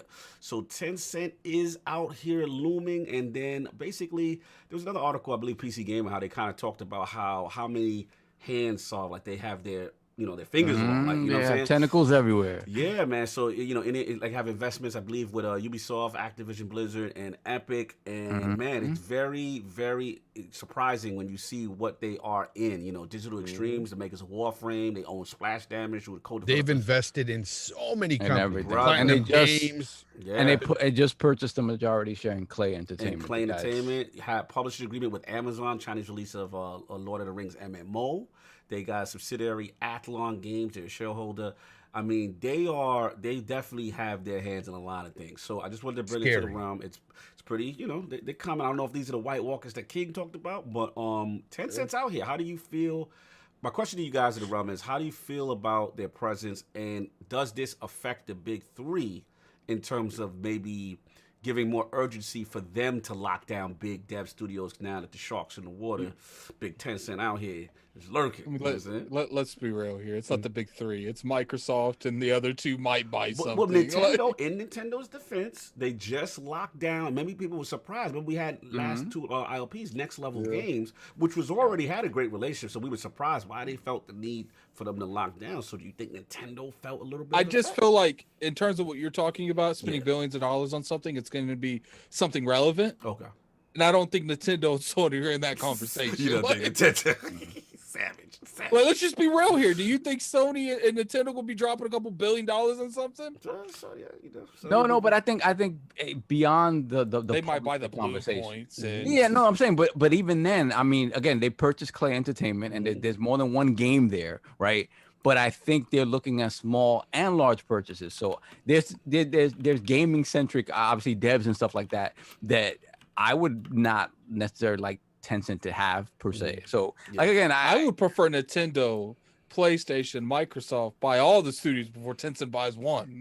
Yeah, I agree 100%. And so them looking at a publisher as well. Yeah, that's a little scary, man. I just don't like the practices over at Tencent. I don't like racism that's over at Tencent. I don't like how they tried to culturally divide certain things over at Tencent. I don't like a lot of things that I've been hearing, and I don't know firsthand because I don't work for Tencent. But what I'm saying is, I don't like the narrative that is behind Tencent and the way that they're moving in the background so nefariously. I believe that it will come to a point where it's detrimental to our industry if they start to get games and companies and start to monetize them in a way that most of your favorite games turns into cell phone games. Because I think a company that big with that much nefarious reach in the background that has been able to move in the background so silently for how big they are. So I mean, we've been talking about Tencent for like. If you look at it from a standpoint on what Tencent's doing, Tencent has been so dominant and extra when it comes to their purchasing and how they're handling the industry that the United States is like, yo, should we look at this? Like, yes. Yeah, there's a lot of negativity surrounding Tencent for sure. But the biggest thing for me, it comes down to their whole, business structure relies heavily around microtransactions. Yeah. This is where they make the bulk of their profits. And that scares the hell out of me because I do not want them purchasing, say, a big publisher and making it all about microtransactions. I mean, let's be real here, though. Like, how many? That's what would happen. How many of these big publishers already don't microtransaction us today? Oh, true. All of these companies I feel like if they bought them, like, not much is going to change. So. Oh no, that's not true. I think that they could actually make some of these games that we maybe didn't have microtransactions with them in them previously. Now they're just full of them, and I'm talking single player games. Yeah, like Resident Evil. Yeah, I think one of the biggest things you got to look at with them is sort of their eye on cloud computing and where they plan to go with that. I think in terms of, I guess, worldwide lockdown has sort of caused them to focus a lot more on the technical aspects of that, as opposed to, I know that we're talking about the game stuff, and they're definitely continuing to look at the game stuff, but I think the change in sort of the dynamics of the world has sort of have made them shift their focus more to be, like King was saying, behind the scenes. So, you're looking at, cloud stuff with Google, with Amazon, with Microsoft. These are guys that have FU money, just like they do. Yeah. See, I think the difference is like Microsoft wouldn't do the stuff they do. Like Tencent will go out and drop $10 billion and not blink twice. Like they don't care. Like it feels like they're less considerate of it than Microsoft is. Right. Slow-mo says a perfect thing. Slow-mo in the chat says, what if they, due to recent issues, they go out and purchase a company like CD Projekt Red? And that's a company that has long stood against, just downright, scandalous microtransactions. And if they were to buy them, better believe they're going to be full. Fonz, let me ask you a question, right? I'm thinking about it this way, because the way I've seen Tencent, how they do it, they buy patches of stock, right? And they keep buying patches of stock, and then they go to individual shareholders who have a larger stake in the stock until they get to the point where they're close to like 38% of the stock shares, and then they go to individual stockholders that have larger purchases of the pie and buy them out from their shares, right? Because you can transfer stock shares over to a separate entity after they purchase them out. They sell them directly to Tencent. Tencent becomes the majority holder, and then that's when they take a corporate takeover of the company. It's not like they're going in there and actually bidding on said company. They're going in and they're purchasing stock at a low value. When they get to a certain number, then they reach over. My question to you, Fonz, do you believe, because that's a nefarious practice, right? Oh, of course. A corporate takeover, right? And you said CD Projekt Red. CD Projekt Red, I don't know if they are on open market yet. Are they on open market or still private? Because I believe they have private investors. They're private, right? but money talks, right? And they've got the money. Right. And because of the recent issues and stuff surrounding CD Projekt Red, who knows if they would be more apt to, go public. Who knows?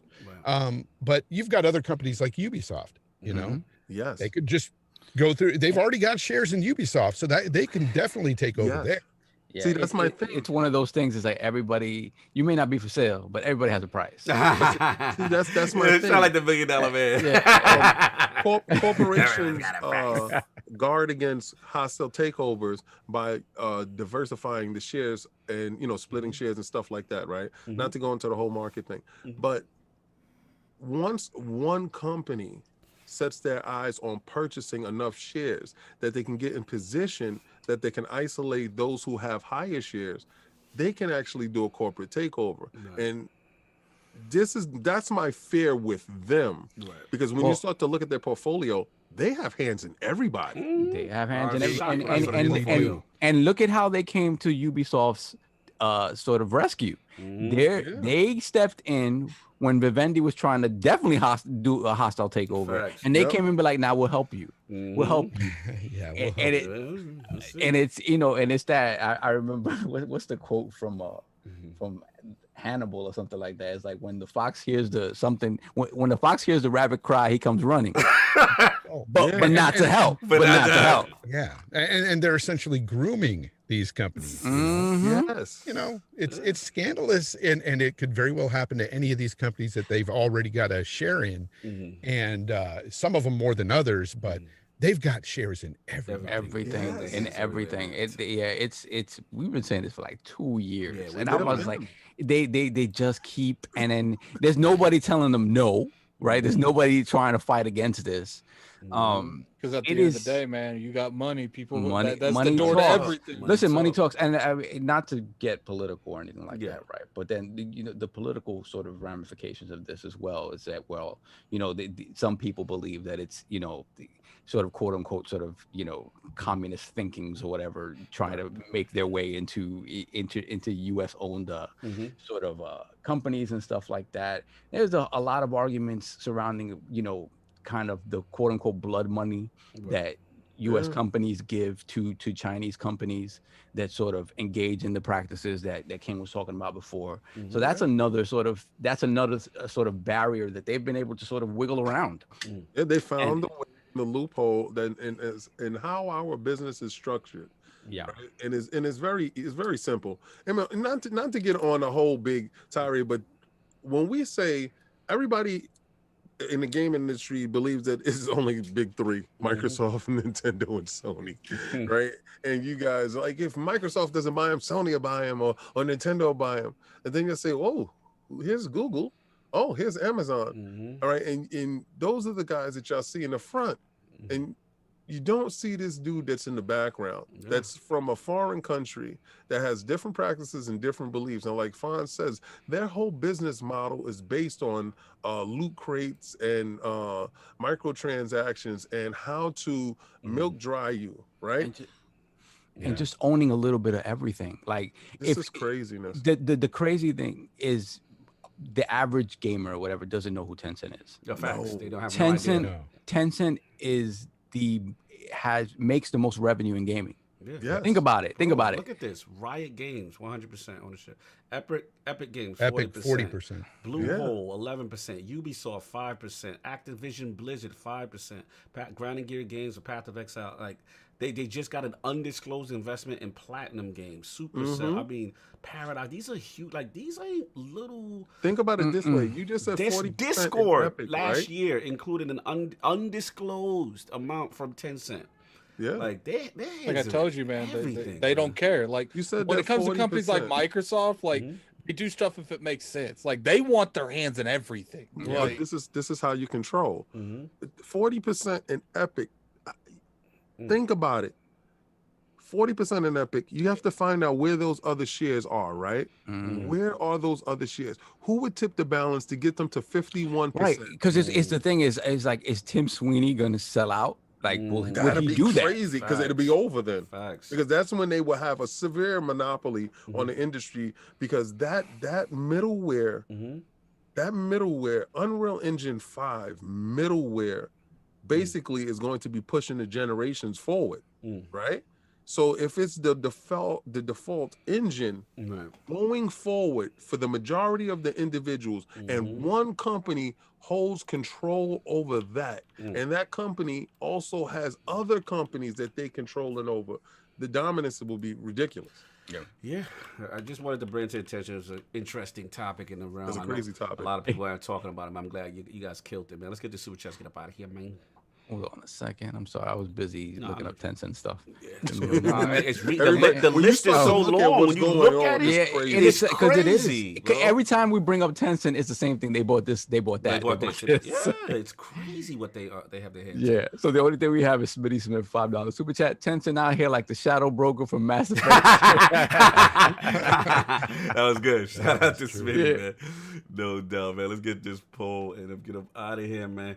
So, look, we got new IP poll this week with Microsoft's quick reversal on their recent Xbox Live Gold price increase and stance on free-to-play games. Do you think it's wrong to now shower praise on Microsoft for correcting this mistake? The choices are A, yes, stop praising them.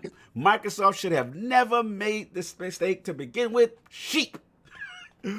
B, no, outspoken gamers won. Companies rarely reverse course that quickly, and they added free to play.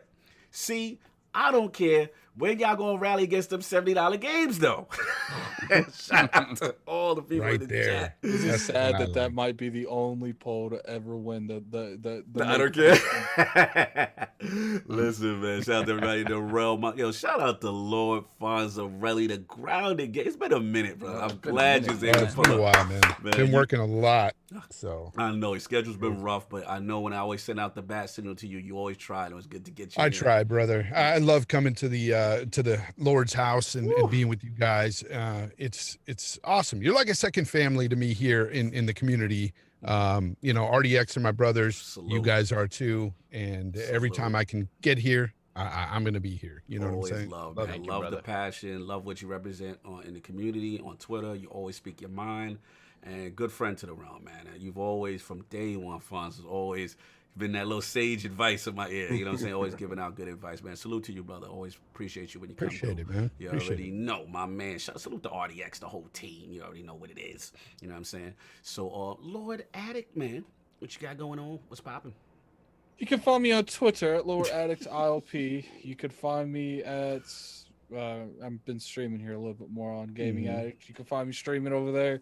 I'm gonna do a little couple opinion videos next week because there's no news going on. So I like opinion videos that they just take a lot longer. So you know because I don't have like a source to go off of. Like I have to do everything. But I appreciate everyone coming through. We had like 450 people at one point. You know, Nice to see, man. It's definitely nice to see growth.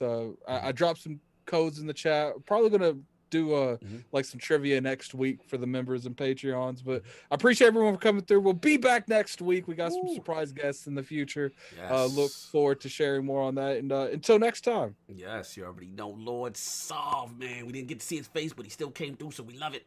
Yes, sir. Yes, sir. Hope you may not see my face next week either. we'll see what happens. I can hope. We'll see what happens. But yeah, you can find me on Twitter, LordSolveILP, retweeting everything under the sun. So that's what I do, and that's what I do best. Retweet. And hopefully maybe be able to get some Hitman under my belt this week. That's your joint. Single player stealth. Love that. Oh my God. Merc and murder. Merc and Give me murder. give me murder. Yeah. So that's my thing. So and then hopefully I'll have some things to say about the medium next week. So. Yes, hopefully, no doubt. Lord King with all the smoke, and Corporate King made a triumphant return for a brief segment versus Fonz. First of all, I would like to give a shout out to Fonz. I wasn't gonna take that take on it until Fonz showed up. So when Fonz showed up, I knew he was going to have a grounded perspective. I knew he was going to have an even kill perspective on it. And I had to just lob bombs at him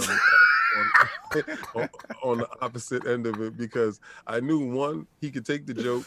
Two, he knew I wasn't serious.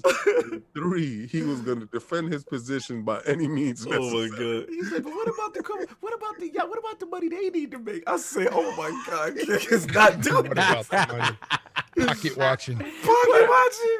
So I would like to give a shout out to everybody that supports us. Thank you so much to see so many people on a Sunday when it's football season heating up and you guys are hanging out with us, you know, with the jokes and the fun. Also, I'd like to give a shout out to everybody that watched The Last Word with LordCognito and Ibantis. If you don't support Destiny, it's more fun than jokes in there, even if you don't know what's going on, but they give you some education. Also, the guys that supported me on Dolph Castle X at 9 p.m. If you don't have nothing to do and you want to hear a bunch of guys talk money and comic books and fun stuff and, you know, where did the king spend $6,000 you know, come check us out. And he did spend $6,000 this week. And on Saturdays with my live unboxings. Like I said, I'm changing my whole collection over. I'm going away from Sideshow and I'm moving into the King of XM. So as my journey continues, live unboxings every Saturday. So you get a chance to see $1,000 statues being popped up. This weekend, I made a huge purchase. I've been tracking this statue down. So it'll be shipped out this week. And that unboxing, I want the community to stand up because I spent $6,000. I want you there to see exactly what I purchased and what it's about and what are real statues. And we'll give you education along the way. But thank you guys for supporting us, for being here. Thank you, Fonzarelli, for coming through and hey, no having fun. We didn't get any chance to talk about Conor McGregor, man. I know. You know what? Somebody asked me who was going to win that fight, and I said, you know, I can't pick who's going to win the fight because they're both great with their hands, but I will tell you, somebody's getting knocked out, and that's what happened. Man, maybe that money from Floyd, he ain't been. Oh, Poirier just fought a great fight, man. Yeah, those calf kicks were perfect. Perfect. I just felt Conor was a little bit. First, that's not his weight class. Like those shadows. He was soft. He was soft in the legs, but. I felt that one, he was weight drained. I saw it in his face. He's older Yeah. Yeah. He hasn't had a chance to mix it up. Mhm. And he gave it up to him. He said, the leg kicks was great. Mhm. I have to stay active. Mm. I think this MMA stuff affects these athletes with the COVID, affects these athletes more than boxers. Boxers are used to being off 4 to 5 months and then Right. coming back. MMA guys are doing a 3 to 4 month turnaround. They're Right. staying training and they're staying fighting and they're staying active and they got to stay sharp. I feel I you. didn't see Connor sharp. That's all. I like Connor's new attitude though. Yeah, you know, humble. Yeah. took that loss Humble, very man. well. Yeah, humble. Humble. The last Yeah. thing I say, just on, I know we doing fight talk at the end, but I do believe when you make that kind of bread that he's made, it does change you. It is the motivation there, is the commitment there. When you make that MMA guys don't make that type of money he made with Floyd. Yeah. So that could change you, and that's the question. Is he going to dig deep? Is he going to stay around? Because he's technically set. You know what I'm saying? Yeah, he got a proper 12. He'll be around. He'll be around. Yeah. Proper, Anyway. proper 12. Proper Yeah. Change the way you look at life. Anyway, look, man, fantastic show. Again, Fonz in the building. Yo, thanks for the run. Everybody coming out. It was a lot of fun. Hopefully, we may have a big surprise coming up this Sunday. I don't want to jinx it, but stay tuned. And like Attic said, we got some crazy guests and other stuff popping up, but we appreciate the support. Yo, everybody enjoy your Sunday. Hey, real What's up, quick, brother? I gotta say, I can't wait for King's unveiling of his Tencent logo statue. Oh yeah, shout out. You listen, I think I speak for all of us when the Iron Lords are open to being purchased. So by Tencent, if Tencent drops the bag off, No, and, I will if fight. anybody says no, we will override them. Listen, I would go to Phil Dominus Maximus Aurelius Spencer myself and play the radio outside his window like, nah, my Oh, man, let man. this happen like this. Let them do We'll it. just say anything. You know what, Psalm? I think you're on to something. He's on to something. He's on to something. I don't know. I don't know if Phil's matching it, man. I don't know. Yeah, nah, Phil got me, man. Raid Sunday, Phil got me. This is Raid Sunday. Hey, listen, Raids after this. Let's go. I'm going to the raid. Look, man, everybody enjoy your Sunday. We catch y'all later. Phil, don't let them do me like that. Phil, don't let them do me like that.